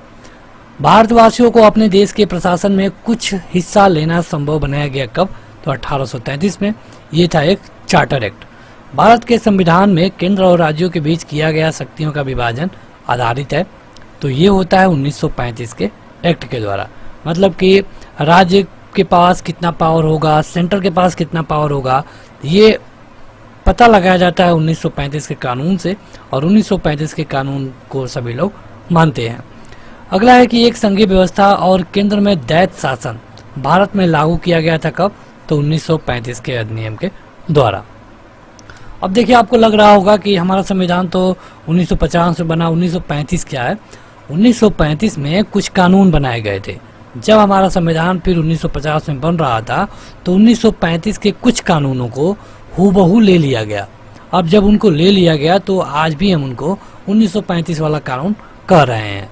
अगला है कि 1946 में निर्मित अंतरिम सरकार में कार्यपालिका परिषद के उपसभापति कौन थे? उपसभापति ये थे पंडित जवाहरलाल नेहरू। यहाँ पे देखिए कथन है और कारण वाला क्वेश्चन पूछा जाता है। बेबल योजना के अनुसार कार्यकारी परिषद में हिंदू और मुस्लिम सदस्यों की संख्या समान होती थी। बेबल का विचार था कि ऐसी व्यवस्था में भारत का बंटवारा बच जाता। यहाँ पे अब आपको देखना है कि इसमें से कौन सही है। तो देखिए इस यहाँ पे देखा जाए तो जो बेबल की योजना आई थी ये बिल्कुल सही है कि उसमें हिंदू बराबर मुस्लिम थे, लेकिन जो बेबल ने कारण दिया था ये गलत था, क्योंकि बेबल को पता था कि इंडिया की हम बात करें, भारत की बात करें, उस समय की भारत की, तो वहाँ पर 80% हिंदू थे, 20% मुस्लिम थे। तो जाहिर सी बात है कि जिनकी संख्या कम होगी उनके नेता कम बनेंगे, उनको कम जो संसद की सीटें हैं उन पे प्रतिनिधित्व मिलेगा। लेकिन फिर भी बेबल ने भड़काने के लिए मुस्लिमों से कह दिया कि नहीं, तुमको भी उतना ही चाहिए जितने हिंदुओं को चाहिए। तो यहाँ पे कथन तो सही है लेकिन कारण गलत है। अगला है कि भारत के संविधान का प्रारूप तैयार करने वाली संविधान सभा के सदस्यों को विभिन्न प्रांतों की विधानसभाओं द्वारा चुना गया था। आपको बताना है कि संविधान सभा के सदस्यों का चुनाव कहाँ से हुआ था? ये हुआ था प्रांतीय विधानसभाओं के द्वारा। आगे बढ़ते हैं तो अगला है कि अखिल भारतीय महासंघ स्थापित करने का प्रावधान शामिल किया गया था कब? देखिए अखिल भारतीय महासंघ की बात करें तो ये सब लाया गया था 1935 में। 1935 में जो अधिनियम आया था उसमें जो शक्तियां थी किसको दे दी गई? मतलब कि जिन शक्तियों के बारे में बात नहीं की गई थी उन शक्तियों को दे दिया था गवर्नर जनरल को। अगला है कि भारतीय शासन अधिनियम 1935 में स्वीकार किया हुआ महत्वपूर्ण और अस्थायी अवयव नहीं है देश के लिए लिखित संविधान। मतलब कि 1935 में देश के लिए एक लिखित संविधान नहीं मिला था। भारतीय संविधान सभा का निर्वाचन किस आधारित नहीं था? तो ये था वयस्क मताधिकार पे नहीं आधारित होता था। बात हो रही है जब संविधान बनाने के लिए लोग चुने जा रहे थे तब। अगला है कि 1935 का गवर्नमेंट ऑफ इंडिया एक्ट महत्वपूर्ण क्यों है? क्योंकि यह भारतीय संविधान का प्रमुख स्रोत है। हमने आपको बताया ना कि 1950 में जो संविधान बना उसका प्रमुख स्रोत है 1935 का एक्ट। अगला है कि बर्मा भारत से अलग कब हुआ? तो गवर्नमेंट इंडिया एक्ट जब 1935 आया तो इसके फलस्वरूप कहा गया कि बर्मा भारत से अलग होगा, और ये होता है 1937 में। 35 में रूल बन गया, 37 में अलग हो गया। इसके अलावा जब 37 में चुनाव हुआ तो कांग्रेस का जो मंत्रिमंडल था ये कुल 8 प्रांतों में सरकार बनाया। अगला है कि एक निर्वाचित संविधान सभा के द्वारा भारत के संविधान का निर्माण करने का प्रस्ताव किया गया था किसके द्वारा? तो ये था Cripps mission. Cripps mission Bharat आया था और इसमें ये बताया गया कि एक निर्वाचित संविधान सभा हो और ये संविधान को बनाए। आगे बढ़ते हैं तो अगला है कि भारत में उपनिवेशी शासन के संदर्भ में 1883 में एल्बर्ट बिल का क्या उद्देश्य था? बात की गई है एल्बर्ट बिल का। तो इसका उद्देश्य ये था कि जो भी अदालत में एक अधिकारी होंगे जो कि दंड देते हैं, इनका संबंध ये होगा कि यह भारतीय तथा यूरोपीय लोगों को बराबरी पे रोके। अगला है कि कैबिनेट मिशन योजना के तहत संविधान निर्मात्री परिषद में प्रत्येक गांव को आवंटित सदस्य संख्या निर्धारित करने के लिए एक प्रतिनिधि जनसंख्या के अनुपात में होता था। मतलब कि कैबिनेट मिशन जब बनाया गया, जब मतलब कि संविधान के लिए लोग चुने जा रहे थे तो 10 लाख लोग मिलकर के एक व्यक्ति को चुनते थे, ये कहने का मतलब है। कैबिनेट मिशन जब भारत आया था 1942 में, तो उस समय 1946 में तो उसके सदस्य कौन कौन थे? तो ये थे पैथिक लॉरेंस, स्टैफोर्ड क्रिप्स और A.B. अलेक्जेंडर। भारतीय संविधान सभा का गठन कब किया गया था? तो ये किया गया था 1946 में कैबिनेट मिशन के आधार पे। कैबिनेट मिशन भारत आया जिसमें 3 लोग थे, पैथिक लॉरेंस, स्टैफोर्ड क्रिप्स और A.B. अलेक्जेंडर।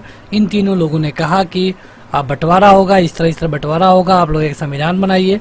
तो इसके अनुसार संविधान सभा का गठन किया गया। संविधान सभा के बारे में सही कथन क्या है? इस तरह परीक्षा में आपसे 4 क्वेश्चन विकल्प दिए जाते हैं, एक सही होता है, लेकिन यहाँ पे जो दिया गया है सारा का सारा सही है। इनमें बड़ी संख्या में समितियों की मदद से काम किया और उनमें से प्रारूप समिति इनमें से सबसे महत्वपूर्ण थी। बिल्कुल सही है। ड्राफ्टिंग कमेटी की बात की गई है, 7 से अधिक कमेटियां बनाई गई थी संविधान बनाने के लिए। जो ड्राफ्टिंग कमेटी थी इसके हेड थे डॉक्टर भीमराव अंबेडकर। इनमें अल्पसंख्यक समुदाय जैसे कि ईसाई, एंग्लो इंडियन, फारसी सभी को पर्याप्त प्रतिनिधित्व दिया गया था। बिल्कुल सही बात है, सभी लोग थे इस संविधान को बनाने में। इसकी चुनाव प्रक्रिया भारत शासन अधिनियम 1935 के 6वें अनुसूची पर आधारित थी।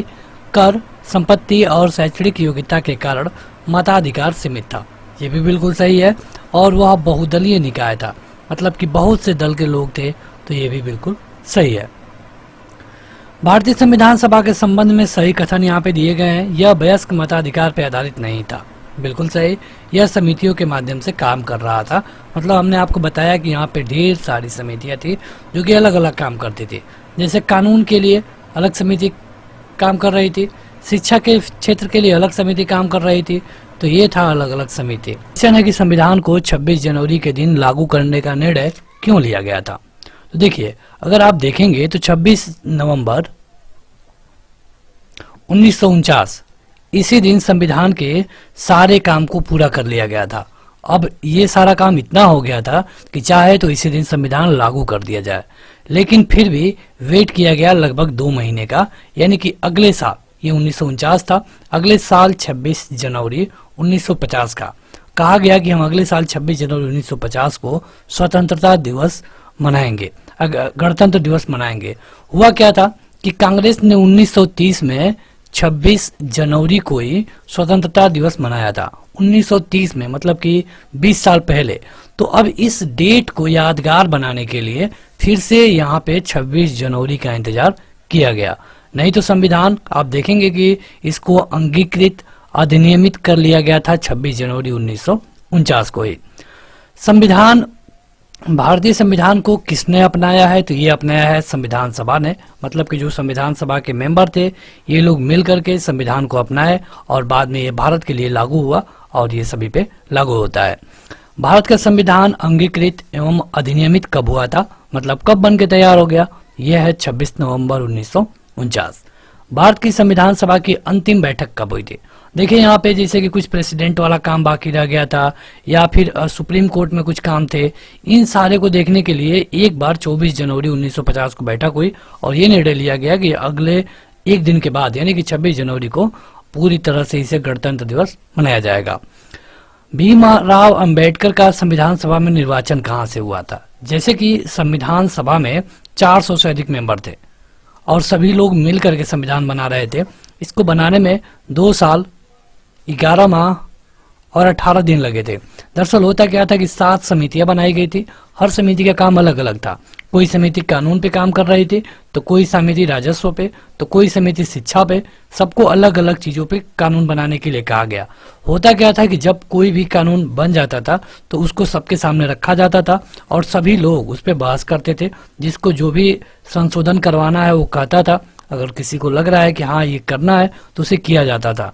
इसीलिए कुल मिला के लगभग 63 से 64 लाख रुपए भी लग गए और ये लगभग 2 साल 11 माह 18 दिन में बन के तैयार हुआ। तो यहाँ पे ये जो लोग चुन करके आए थे संविधान में, ये कहाँ से आए थे, तो ये चुन करके आए थे और भीमराव अंबेडकर बम्बई प्रेसिडेंसी से चुन करके आए थे। आगे बढ़ते हैं तो अगला है कि डॉक्टर भीमराव अंबेडकर का जन्म और मृत्यु कब हुई थी। देखिए जन्म हुई थी 1891 में और मृत्यु हुई थी 1956 में। ये हमारे भारत के पहले कानून मंत्री भी बनाए गए थे। जन गण मन को भारत के राष्ट्रगान के रूप में अपनाया गया था कब, तो ये अपनाया गया 1950 में।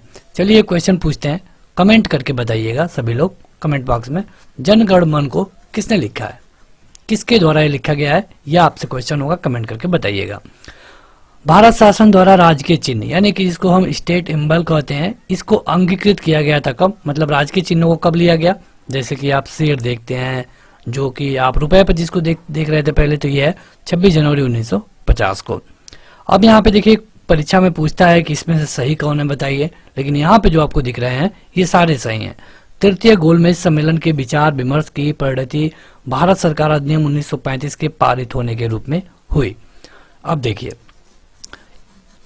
अगर हम बात करें लंदन की, तो वहां पे 3 राउंड टेबल कॉन्फ्रेंस हुए थे। राउंड टेबल कॉन्फ्रेंस, इसको राउंड टेबल इसलिए कहा गया क्योंकि वो लोग एक राउंड टेबल के साइड में सब लोग बैठते थे, तो इसे गोल मेज सम्मेलन कहा गया। गोल मेज सम्मेलन ये 3 हुआ था, ये बहुत बार पूछा गया है, पहला, दूसरा और तीसरा। तीनों में डॉक्टर भीमराव अंबेडकर गए थे, तीनों सेशन में। लेकिन डॉक्टर भीमराव अंबेडकर उस समय का जो सबसे बड़ा दल था कांग्रेस, इसके प्रतिनिधि बन के नहीं गए थे। डॉक्टर भीमराव अंबेडकर केवल दलितों के प्रतिनिधि बन के गए थे और इनका ये सीधा सीधा फंडा था कि दलितों के लिए अलग प्रतिनिधित्व दे दिया जाए। अलग प्रतिनिधित्व का उस समय बड़ा पेचीदा रूल था। अलग प्रतिनिधित्व का मतलब ये था कि अगर इस एरिया को दलित बाहुल्य घोषित कर दिया गया तो यहाँ पे चुनाव भी दलित लड़ेगा और वोट देने का अधिकार भी केवल दलित को होगा, जैसा कि इस समय नहीं होता है। इस समय भले ही सीट वो ऐसी हो गई है, लेकिन मतदान तो सभी लोग कर देते हैं। तो जब पहले वाले राउंड टेबल कॉन्फ्रेंस में भीमराव अंबेडकर गए तो इन्होंने अपनी बात रखी और अंग्रेज की रूल उनका सीधा सीधा था कि बांटो और राज करो, तो अंग्रेजों ने इससे मान भी लिया। जब अगले राउंड टेबल कॉन्फ्रेंस में कांग्रेस को भी बुलाया गया, वैसे तो पहले में भी बुलाया गया था लेकिन कांग्रेस गई नहीं, दूसरे में महात्मा गांधी कांग्रेस की तरफ से जाते हैं।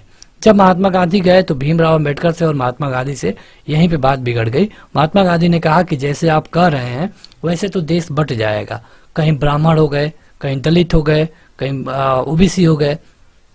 महात्मा गांधी ने इसका विरोध किया और महात्मा गांधी उस राउंड टेबल कॉन्फ्रेंस को छोड़ करके इंडिया चले आए। ये बात है लगभग 1932 की। 1932-31 में जब महात्मा गांधी इंडिया चले आए तो अंग्रेजों को ये लगा कि इसने हमारी इज्जत नहीं की, ये हमको सिस्टम को बीच में छोड़ के चला आया है। इनको पुणे के यरवदा जेल में बंद कर दिया गया। जब सेशन खत्म हुआ तो डॉक्टर भीमराव अंबेडकर भारत आए और जेल में ही जाकर महात्मा गांधी से मिले, जिसे हम पूना पैक्ट के नाम से जानते हैं।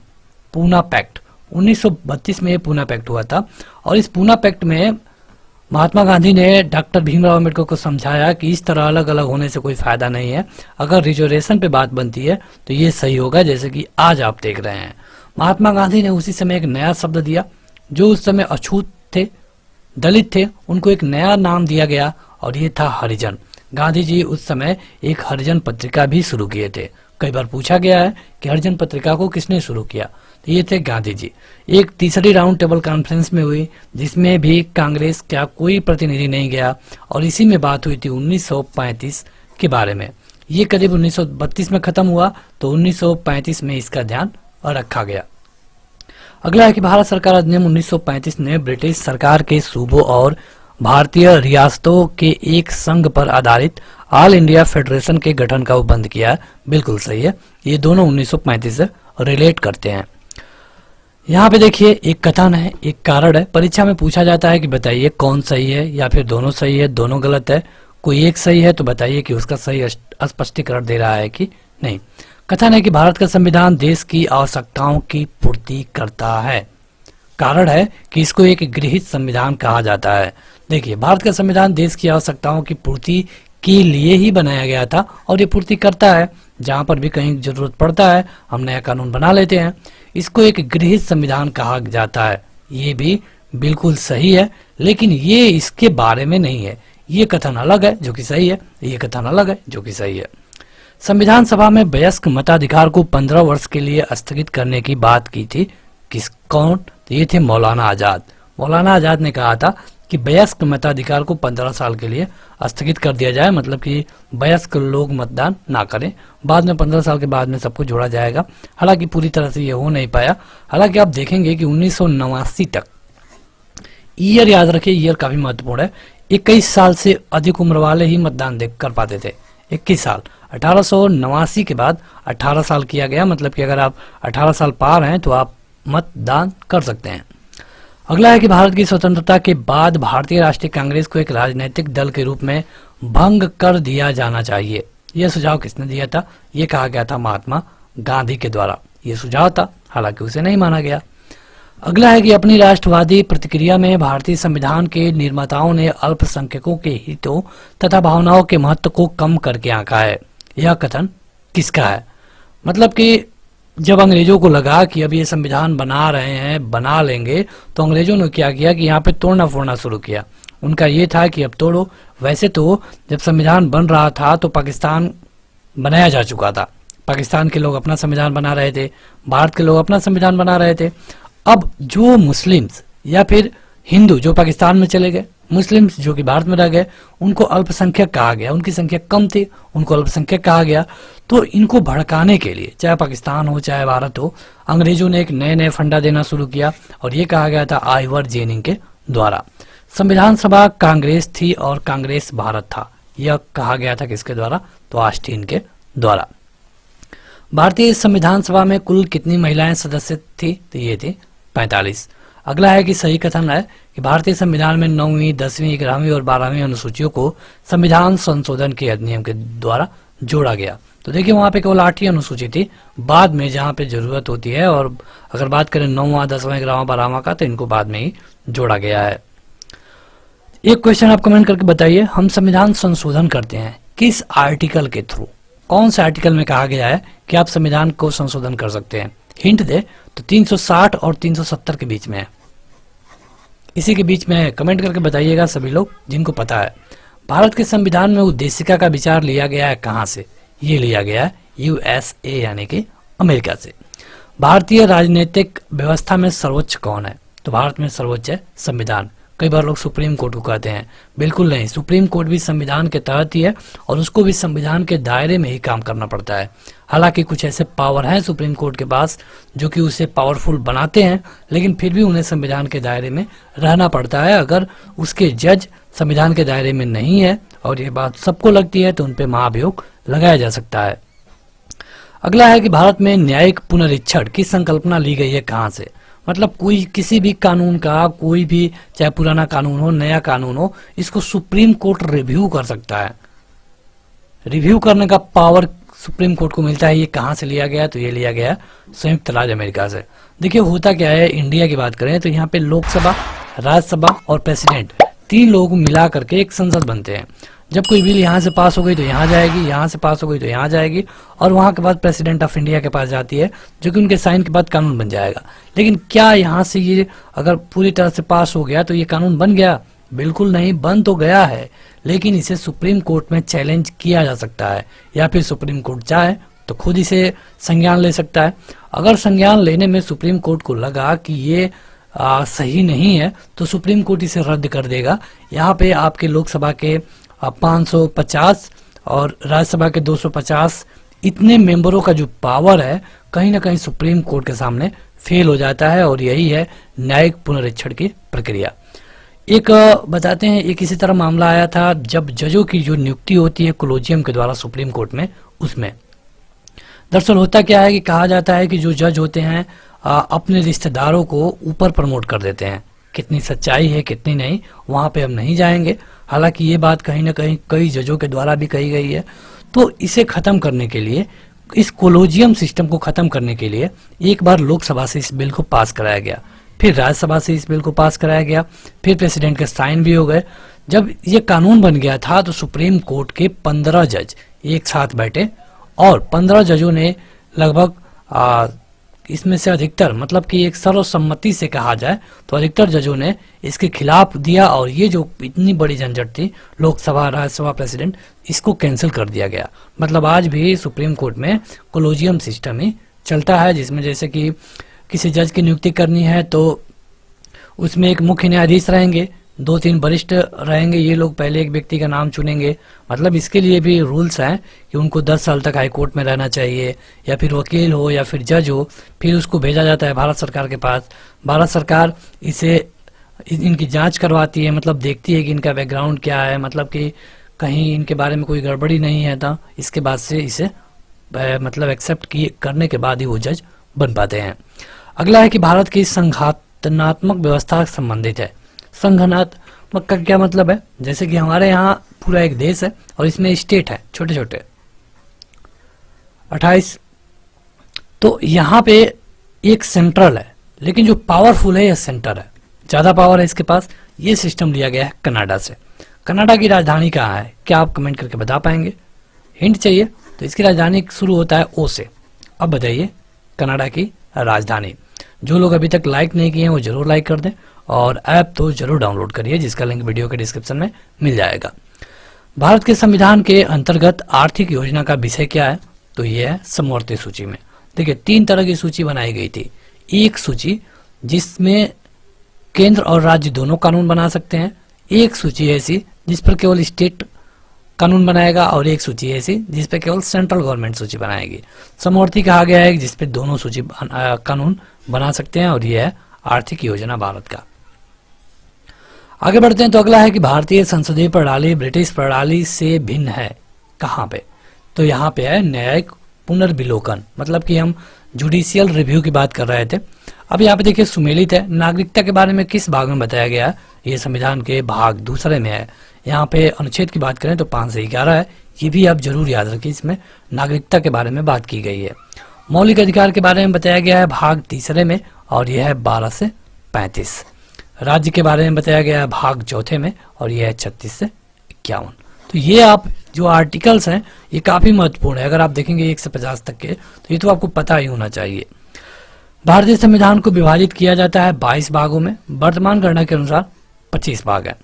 नागरिकता से संबंधित प्रावधान संविधान जिस भाग में लिया गया है वो कौन है? तो नागरिकता वाला अभी हमने देखा, किसमें है? भाग 2 में।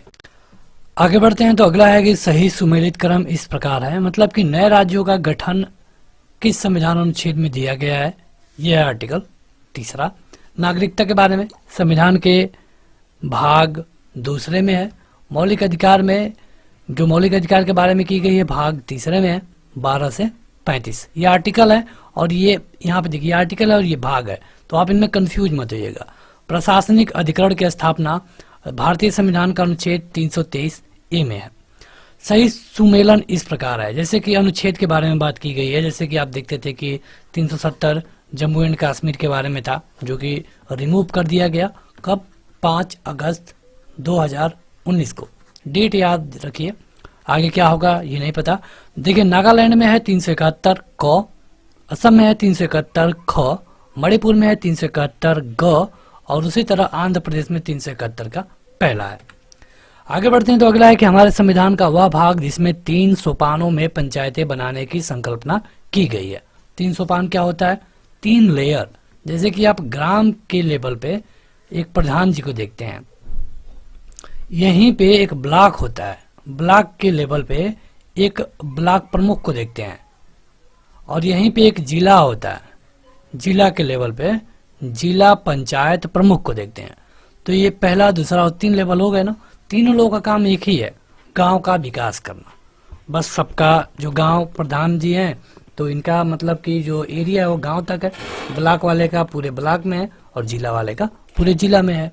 तो यहाँ पे ये 3 चरणों में, मतलब ग्राम, ब्लॉक और जिला बनाने की संकल्पना भाग 9 में से की गई है। संघ और राज्यों के बीच विधायी संबंध के बारे में उल्लेख किया गया है भाग 11 के अध्याय नंबर 1 में, मतलब कि राज्य और सेंट्रल में दोनों के बीच में संबंध कैसा होगा। भारतीय संविधान की अनुसूचियों में से वह अनुसूची कौन है जो राज्य के नामों की सूची तथा उनके राज्य क्षेत्र का ब्यौरा देती है? ये है पहली। देखिए यहाँ के सारे क्वेश्चन एकदम इंपॉर्टेंट है, कोई भी आपका एग्जाम हो उसके लिए आप इसे पढ़ सकते हैं। इसके अलावा अगर इससे आसान क्वेश्चन आपको चाहिए तो लुसेंट वाली आप वीडियो देखिए। अगर आप इंग्लिश वाले स्टूडेंट हैं तो ऐप पे जाइए और उसे इंग्लिश में पढ़ लीजिए। वहाँ पे आपको अब पेड पीडीएफ भी मिल रही है, जहाँ पे एक ही पीडीएफ में आपको 5000 से अधिक क्वेश्चन प्रोवाइड कराए जा रहे हैं। तो पीडीएफ में आप पेड पीडीएफ वाला सेक्शन चेक कर सकते हैं।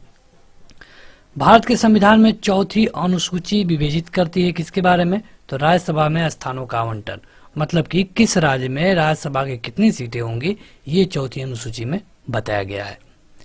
अगला है कि यदि भारत संघ के एक नए राज्य का सृजन करता हो तो संविधान में अनुसूचियों में से जिस एक का अवश्य संशोधित किया जाना चाहिए वो कौन है? देखिए अगर हम भारत की पहली अनुसूची के बारे में देखेंगे तो इसमें राज्यों के बारे में बात की गई है, कितने राज्य हैं, क्या उनके यूनियन टेरिटरी हैं। लेकिन अगर भविष्य में जैसे कि हम किसी देश से युद्ध होता है और उसके कुछ भाग को हम अपने भारत में ले लेते हैं और वहाँ पे एक राज्य बनाने की जरूरत पड़ती है, तो उसे भी अनुसूची, पहले अनुसूची में ही शामिल किया जाएगा। या फिर किसी देश से कोई समझौता होता है, उसके कुछ भाग को हम लेते हैं, अपने कुछ भाग को देते हैं, तो इस तरह के कंडीशन में भी जो भी चेंजेस होंगे हमको पहली अनुसूची में ही करना होगा। भारतीय संविधान की 3य अनुसूची में क्या बताया गया है? ये बताया गया है कि संघ के मंत्री जो अपना पद का शपथ लेंगे ये कैसा होगा, उच्चतम न्यायालय के मुख्य न्यायाधीश जो शपथ लेंगे वो कैसा होगा, संसद के सदस्य जो शपथ लेंगे वो कैसा होगा, कि कहने का मतलब कि शपथ के बारे में बताया गया है। अगला है कि राज्य भूमि सुधार अधिनियमों को संवैधानिक सुरक्षा प्रदान करने हेतु सम्मिलित किया गया है किसमें? तो ये है 9वीं अनुसूची में। ये सारे हार्ड क्वेश्चन है, जब पूछे जाएंगे परीक्षा में तो ज़्यादा दिक्कत पैदा करेंगे, इसलिए जरूरी है कि आप इसे अच्छे तरीके से पढ़ लें। यहाँ पे देखिए अनुसूची है और विषय है। चतुर्थ अनुसूची में क्या हुआ है? तो राज्यसभा में कितनी सीटें हो किस स्टेट से, ये बताया गया है। 6वीं में जनजातीय क्षेत्रों के बारे में बताया गया है। 8वीं में भाषा के बारे में, कितनी भाषाएं हैं भारत की, ये बताया गया है। 9वीं में भूमि सुधार के बारे में बताया गया है। इसी तरह जो 7वीं अनुसूची है इसमें विधायी शक्तियों के बारे में बताया गया है। 8वीं के बारे में अभी हमने देखा, भाषाओं के बारे में बताया गया है। 9वीं में कुछ अधिनियमों का विधि मान्यकरण है या फिर भूमि सुधार के बारे में बात की गई, स्टेट के बारे में। और 10वीं में किया गया है दल परिवर्तन के आधार पे अनिहिरता। मतलब कि देखिए पहले होता क्या था, ये जो 10वीं अनुसूची है इसे अच्छे से समझ लीजिए। इसको 1985 में संविधान संशोधन करके इसे जोड़ा गया था। पहले होता क्या था कि एक पार्टी ए है, दूसरी पार्टी बी है, कुल मिलाकर के 200 सीटें हैं। 200 सीट में से पहली पार्टी ने जीता 90, दूसरी पार्टी ने जीता 110, सरकार बन गई बी वाली की। जब बी वाली की सरकार बन गई, क्योंकि 200 सीटें ही थी तो 110 और 90, बी वाली की सरकार बन गई। लेकिन जो ए वाला था ये थोड़ा पैसे में पावरफुल था। ये क्या किया कि इसमें से कहा कि 12 लोग आप हमारे तरफ आ जाइए। तब सरकार चल रही है, 2-3 महीने सरकार चली भी थी, 12 लोग इसमें से खिसक के आ गए इसमें। अब इनकी संख्या हो गई 102 और इनकी संख्या कितनी हो गई? 98। अब किसकी सरकार बन गई? ए की। 2 महीने सरकार इनका चला था, फिर 3-4 महीने अगली बार इनका सरकार चला। तब तक ये लोग पैसा इकट्ठा किए और फिर ये लोग कहे कि भाई 15 लोग आ जाइए आप। तो 15 लोग अब इसमें से आ गए, तो फिर अब इनकी सरकार बन गई, फिर अब ये विपक्ष में हो गए।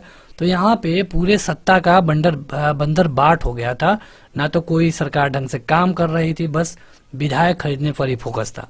1985 में इस आर्टिकल को, इस कानून को बनाने का मेन मकसद इसी को रोकना था। लेकिन आज भी आप देखते हैं कि विधायक खरीदने की बात आती है कहीं ना कहीं से। अब चलिए वो बात अलग है, लेकिन हम यहाँ बताते हैं 10वीं अनुसूची के बारे में। उसमें ये बताया गया कि 1/3 यानी कि 30% से अगर कम लोग, जैसे कि यहाँ पे इनकी सरकार बन गई थी, अगर इसमें से 30% से कम लोग यानी कि 1/3 से कम लोग बी में जाएंगे, जुड़ेंगे, या फिर बी से इसमें आएंगे 1/3 लोग, 1/3 से कम लोग, तो वो लोग ऑटोमेटिक सांसद या फिर विधायक नहीं रहेंगे। अगले 6 साल तक चुनाव भी नहीं लड़ पाएंगे। अब 1/3 का क्या मतलब है? 110 का हो जाएगा करीब 36। मतलब कि अगर बी में से ए में जाना है तो कम से कम 36 लोग को जाना पड़ेगा, कम से कम 36 लोगों को। 36 से कम जाएंगे, मान लीजिए अगर 30 जाएंगे, जैसे पहले 12 लोग गए थे, तो 12 लोग, जैसे पहले 12 लोग गए थे, 12 लोग जाएंगे तो ये 12 लोग बाहर हो जाएंगे। और तब ये जो विधानसभा रहेगी 12 घटा करके 188 ही बचेगी और ये 9 और 94 बचेगा। तो उस तरह से क्या था कि अब लोगों को अपनी सदस्यता का डर होने लगा और इतने लोग, ज़्यादा लोगों को जाना इतना आसान नहीं है, ज़्यादा लोगों को खरीदना आसान नहीं है। यही था 10वीं अनुसूची। लेकिन आज भी कई सारे तरीके हैं जिनको लगा लगा के विधायक और सांसद खरीदने का काम चालू है। अगला है कि न्यायिक पुनर्लोकन की व्यवस्था की गई है, कहाँ पे? भारत में है, और ये यूएसए से ली गई है, अमेरिका से। भारतीय परिसंघ और अमेरिकी परिसंघ में समान रूप से जो लक्षण पाए जाते हैं वो कौन है? तो ये है निर्वाचन के लिए परिसंघीय उच्चतम न्यायालय। मतलब कि कई सारी चीजें हैं जो कि हमने अमेरिका से लिया है। समवर्ती सूची कहाँ से लिए हैं? तो ऑस्ट्रेलिया से। ऑस्ट्रेलिया से एक चीज और लिए हैं, संयुक्त बैठक 108। मतलब कि यहाँ पे लोकसभा की मीटिंग होती है, यहाँ पे राज्यसभा की मीटिंग होती है, अलग अलग होती है। यहाँ पे कोई कानून बना यहाँ जाएगा, यहाँ पे बना यहाँ जाएगा। कई बार ये होता है कि यहाँ तो कानून बन गया लेकिन यहाँ पे पास ही नहीं हो रहा है, तो उस कंडीशन में संयुक्त सेशन कराया जाता है आर्टिकल 108 के तहत। मतलब कि ये सारे लोग एक साथ बैठेंगे, 550 और 250। अब सारे लोग मिल करके, एक जगह मिल करके, इसको कहते हैं संयुक्त सेशन। और जब भी संयुक्त सेशन होगा, हमेशा जो लोकसभा का स्पीकर होगा वो उसी को अध्यक्ष बनाया जाएगा। ये क्वेश्चन बहुत बार पूछा गया है। भारतीय संविधान में राज्य के नीति निर्देशक तत्वों की संकल्पना कहाँ से ली गई है? तो ये है आयरलैंड के संविधान से। आगे बढ़ते हैं तो अगला है कि राज्यसभा के गठन में प्रतिमा, अनुभव एवं सेवा को प्रतिनिधित्व देने वाले भारतीय संविधान निर्माता प्रभावित हुए थे। कहाँ से? तो आयरिश गणतंत्र से। सही सुमेलन इस प्रकार है। संवैधानिक प्रावधान और कहाँ से लिया गया है? मूल अधिकार अमेरिका से, संसदीय प्रणाली ब्रिटेन से, आपातकाल जर्मनी से और राज्य के नीति निदेशकता तो आयरलैंड से। ये तो एकदम काफी महत्वपूर्ण है, ये तो आपको एकदम मतलब कि पूरी तरह याद होना चाहिए, इसमें कोई कंफ्यूजन नहीं रहनी चाहिए, क्योंकि आपने इससे पहले भी पढ़ा होगा और कई बार ये परीक्षा में पूछे भी जाते हैं। अगला है कि भारतीय संविधान में राज्यों की संघ की संकल्पना कहाँ से लिया गया है? ये ब्रिटिश और नॉर्थ अमेरिका अधिनियम से लिया गया है। सही सुमेलित इस प्रकार है। विधि का हमने मतलब कानून, जो संसद है, डीएन है, ये सारा जो रूल करने का सिस्टम हमने कहाँ से लिया है? इंग्लैंड से। कानून बनाने की प्रक्रिया जापान से। राष्ट्रपति के विचार हेतु राज्यपाल का विधेयक सुरक्षित रखना कनाडा से। उभयनिष्ठ सूची मतलब समवर्ती सूची ऑस्ट्रेलिया से। मंत्रिमंडल सरकार ब्रिटेन से और केंद्र राज्य संबंध कनाडा से। ये कहाँ से लिए हैं? जो कि पिछले पेज पे था, आपने देखा अभी। तो ये सारे आपको एकदम बिल्कुल याद होना चाहिए। आप चाहें तो पीडीएफ डाउनलोड करिए, अगर हिंदी में पढ़ना चाहते हैं तो ऑनलाइनर में जाइए, ऐप पे आपको सब कुछ मिल जाएगा, ऐप पे आपको सारा चीज मिलेगा। अगला है कि भारत राज्यों का संघ है तथा संघ में अधिक शक्ति निहित होती है। ये कनाडा से लिया गया है। मौलिक कर्तव्य कहाँ से लिया गया है?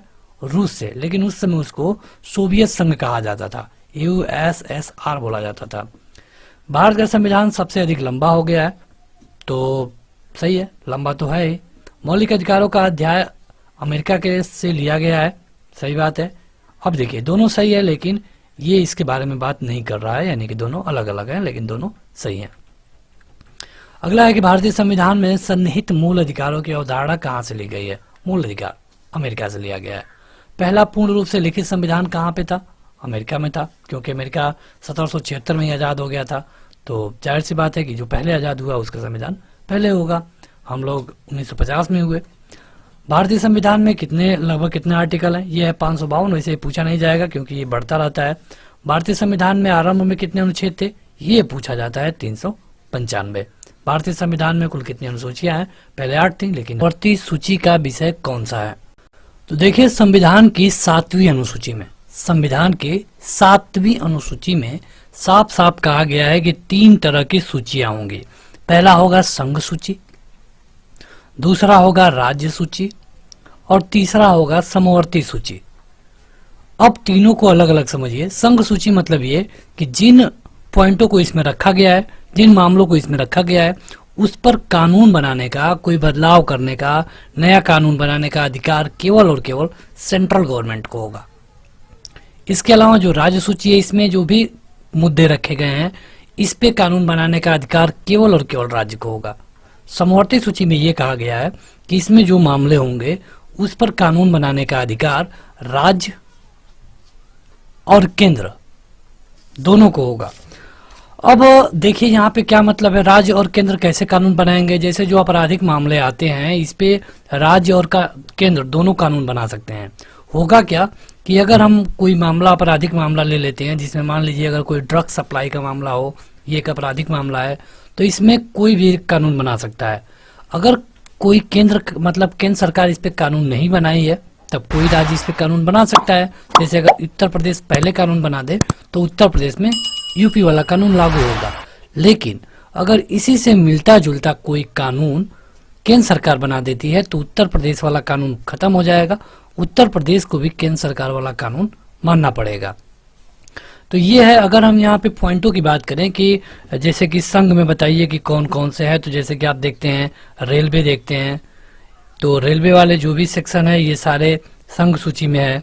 और इसके अलावा करेंसी पर, रुपया पर, रक्षा पर, इसके अलावा विदेश मंत्रालय पर, वायु मार्ग पे, टेलीफोन पे, डाक पे, ये सारे जो विभाग हैं इन पे कानून बनाने का अधिकार केवल और केवल केंद्र सरकार को है। राज्य सरकार इस पे कानून नहीं बना सकती है। अगर राज्य की बात करें तो ये राज्य पुलिस, जिला अस्पताल, सफाई, पशु, सिंचाई, कृषि, सड़क, इसके अलावा पुलिस, इन पे कानून बनाने का अधिकार किसको है? राज्य को है। समवर्ती सूची में ऐसे मुद्दे हैं, यहाँ पे लगभग 52 मुद्दे हैं जिन पे राज्य या फिर केंद्र कोई भी कानून बना सकता है।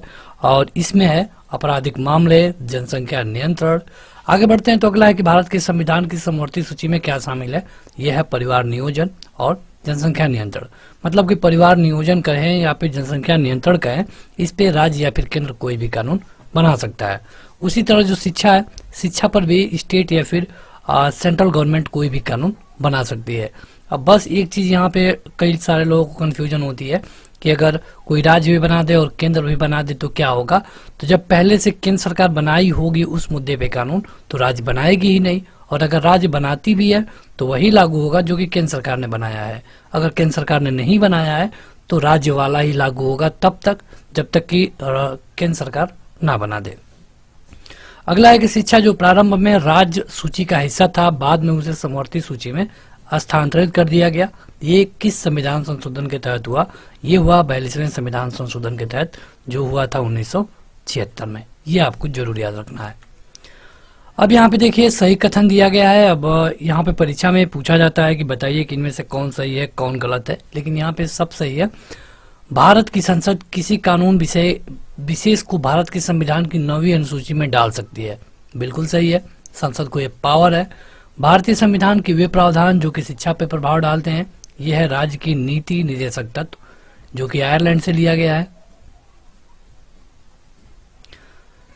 ग्रामीण और शहरी स्थानीय निकाय, पंचम अनुसूची, षष्ठम अनुसूची और सप्तम अनुसूची। अगला है कि भारत के संविधान की एक अनुसूची जिसमें दल बदल विरोधी कानून विषयक प्रावधान है, यह है 10वीं अनुसूची। लाया गया था 1985 में। इसके बारे में हमने पिछले वाले वीडियो में खूब विस्तार से बताया था, यहाँ पर भी आपको थोड़ा सा बता दें। पहले होता क्या था कि लोग आसानी से एक पार्टी को छोड़ करके दूसरे पार्टी में चले जाते थे। मतलब वो जीते हैं दूसरे के सिंबल पे, जीतने के बाद चले गए दूसरे के सिंबल में, उनको पैसा मिल गया।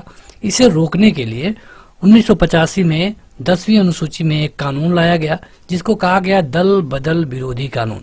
इसमें होगा क्या कि आप जिस पार्टी के हैं, जैसे आपके पार्टी से अगर 50 सांसद या फिर विधायक जीते हैं तो आप अकेले किसी और पार्टी में नहीं जा सकते हैं।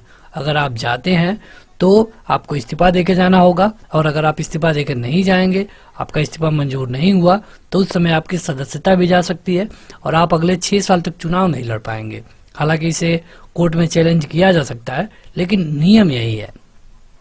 अब इसमें नियम ये बनाया गया कि अगर आपके पास आपकी पार्टी के 50 लोग जीते हैं तो आपको कम से कम 1/3 यानी कि 17 लोगों को एक साथ लेके जाना होगा। मतलब कि अगर 1, 2, 3, 4 या फिर 16 तक के लोग जाएंगे दूसरी पार्टी में तो सब के सब मतलब उनकी सदस्यता चली जाएगी।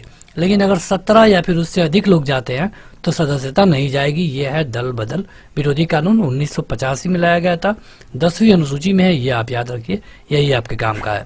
भारतीय संविधान की 7वीं अनुसूची के तहत संघ सूची में क्या क्या डाला गया है? संघ सूची मतलब कि जिस पे कानून बनाने का अधिकार केवल और केवल सेंट्रल गवर्नमेंट को ही है, बैंकिंग, बीमा और जनगणना। वह विषय जो कि भारतीय संविधान की संघ सूची से संबंधित है। संघ सूची मतलब कि सेंट्रल गवर्नमेंट वाली, यह है रक्षा, विदेशिक मामले और रेलवे। तो बढ़ते हैं आगे। अगला है कि पंचायती राज विषय किसमें सम्मिलित है? तो जाहिर सी बात है, पंचायती राज मतलब कि प्रधान ही ग्राम प्रधान, ब्लॉक प्रमुख, जिला पंचायत, ये सब आते हैं राज्य सूची में, क्योंकि जो आप ग्राम प्रधान देखते हैं ना, इनका चुनाव कराने का पावर स्टेट गवर्नमेंट को ही होता है। तो जाहिर सी बात है कि राज्य सूची में आएगा। देखिए कई बार होता क्या है कि मान लीजिए भले ही वो मुद्दा राज्य सूची में है, राज्य उस पर कानून बनाएगा, लेकिन उस राज्य में राष्ट्रपति शासन लग गया है।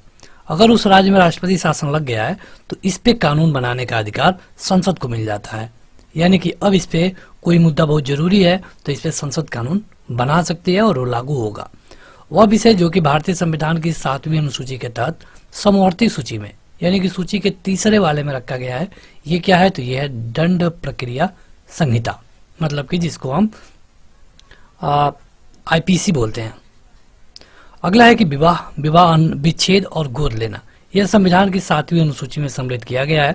आपको बताना है कि किस सूची में, तो ये है समवर्ती सूची में। मतलब कि विवाह पे कानून बनाने का अधिकार राज्य को भी है, चाहे विवाह हो, विवाह विच्छेद हो या फिर गोद लेने की प्रक्रिया हो। पंचायतों को संवैधानिक दर्जा दिया गया है किस आर्टिकल के तहत? तो यह है आर्टिकल 243। अगला है कि सरकारों के द्वारा शुल्क एवं कर लगाने का अधिकार दिया गया है किस सूची में? तो यह है 7वीं अनुसूची में। और किसी भी शुल्क को लगाने के लिए, जैसे कई तरह के शुल्क हैं, उनको लगाने का अधिकार कई है। जैसे कि अगर हम स्टाम्प की बात करें तो राज्य सरकार है, और भी कई शुल्क है उनको केंद्र सरकार वसूलती है। भूमि सुधार के विषयों के तहत आता है, मतलब अगर भूमि सुधार में कोई कानून बनाना हो तो कौन कानून बनाएगा? ये बनाएगा हमेशा और हमेशा राज्य सरकार। भारत के संविधान में विभिन्न राज्यों के अनुसूचित क्षेत्रों के प्रशासन और नियंत्रण के लिए विशेष उपबंध है। किस अनुसूची में? तो यह है 5वीं अनुसूची में। यहाँ से क्वेश्चन पूछे ही जाएंगे आपके परीक्षा में, काफी हार्ड क्वेश्चन है ये। अगर आप इससे आसान चाहते हैं तो लुसेंट या फिर स्पीडी वाले वीडियो आप देख सकते हैं, जिनका लिंक आपको वीडियो के डिस्क्रिप्शन में और चैनल के प्लेलिस्ट में मिल जाएगा। भारतीय संविधान की 6ठी अनुसूची जिन राज्यों के जनजातीय क्षेत्रों के प्रशासन से संबंधित है वो कौन सा है? मतलब कि 6ठी अनुसूची में किन राज्यों को रखा गया है? यह है असम, मेघालय, त्रिपुरा और मिजोरम। ये सारे पूर्वी राज्य हैं। आगे बढ़ते हैं तो देखिए यहाँ पे कुछ अनुच्छेद दिए गए हैं और उनके संबंधित विषय दिए गए हैं। परीक्षा में इसे पूछा जाता है मिलाने के लिए, लेकिन यहाँ पे जो दिया गया है वो मिला मिलाया है। जैसे आर्टिकल 124 में क्या होता है? यह है संघीय न्यायपालिका के बारे में बताया गया है। आर्टिकल 5 में क्या बताया गया है? नागरिकता के बारे में। ये किस भाग में है? तो भाग 2 में। ये भी आप जानिए, भाग 2 में 5 से 11 तक आता है, आर्टिकल 5 से 11। भाग 3 में 12 से 35। चलिए कमेंट करके बताइए भाग 4 में किस आर्टिकल से लेके किस आर्टिकल तक का आता है। अगर आपको पता है तो कमेंट करके जरूर बताएं।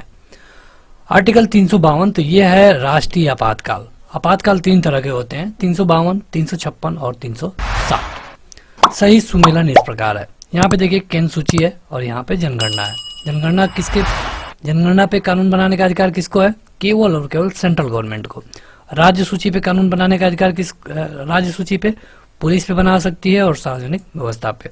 समवर्ती सूची में देखा जाए तो जनसंख्या नियंत्रण है और परिवार नियोजन, मतलब कि जनसंख्या नियंत्रण और परिवार नियोजन पे कोई भी कानून बना सकता है, चाहे राज्य हो या चाहे केंद्र।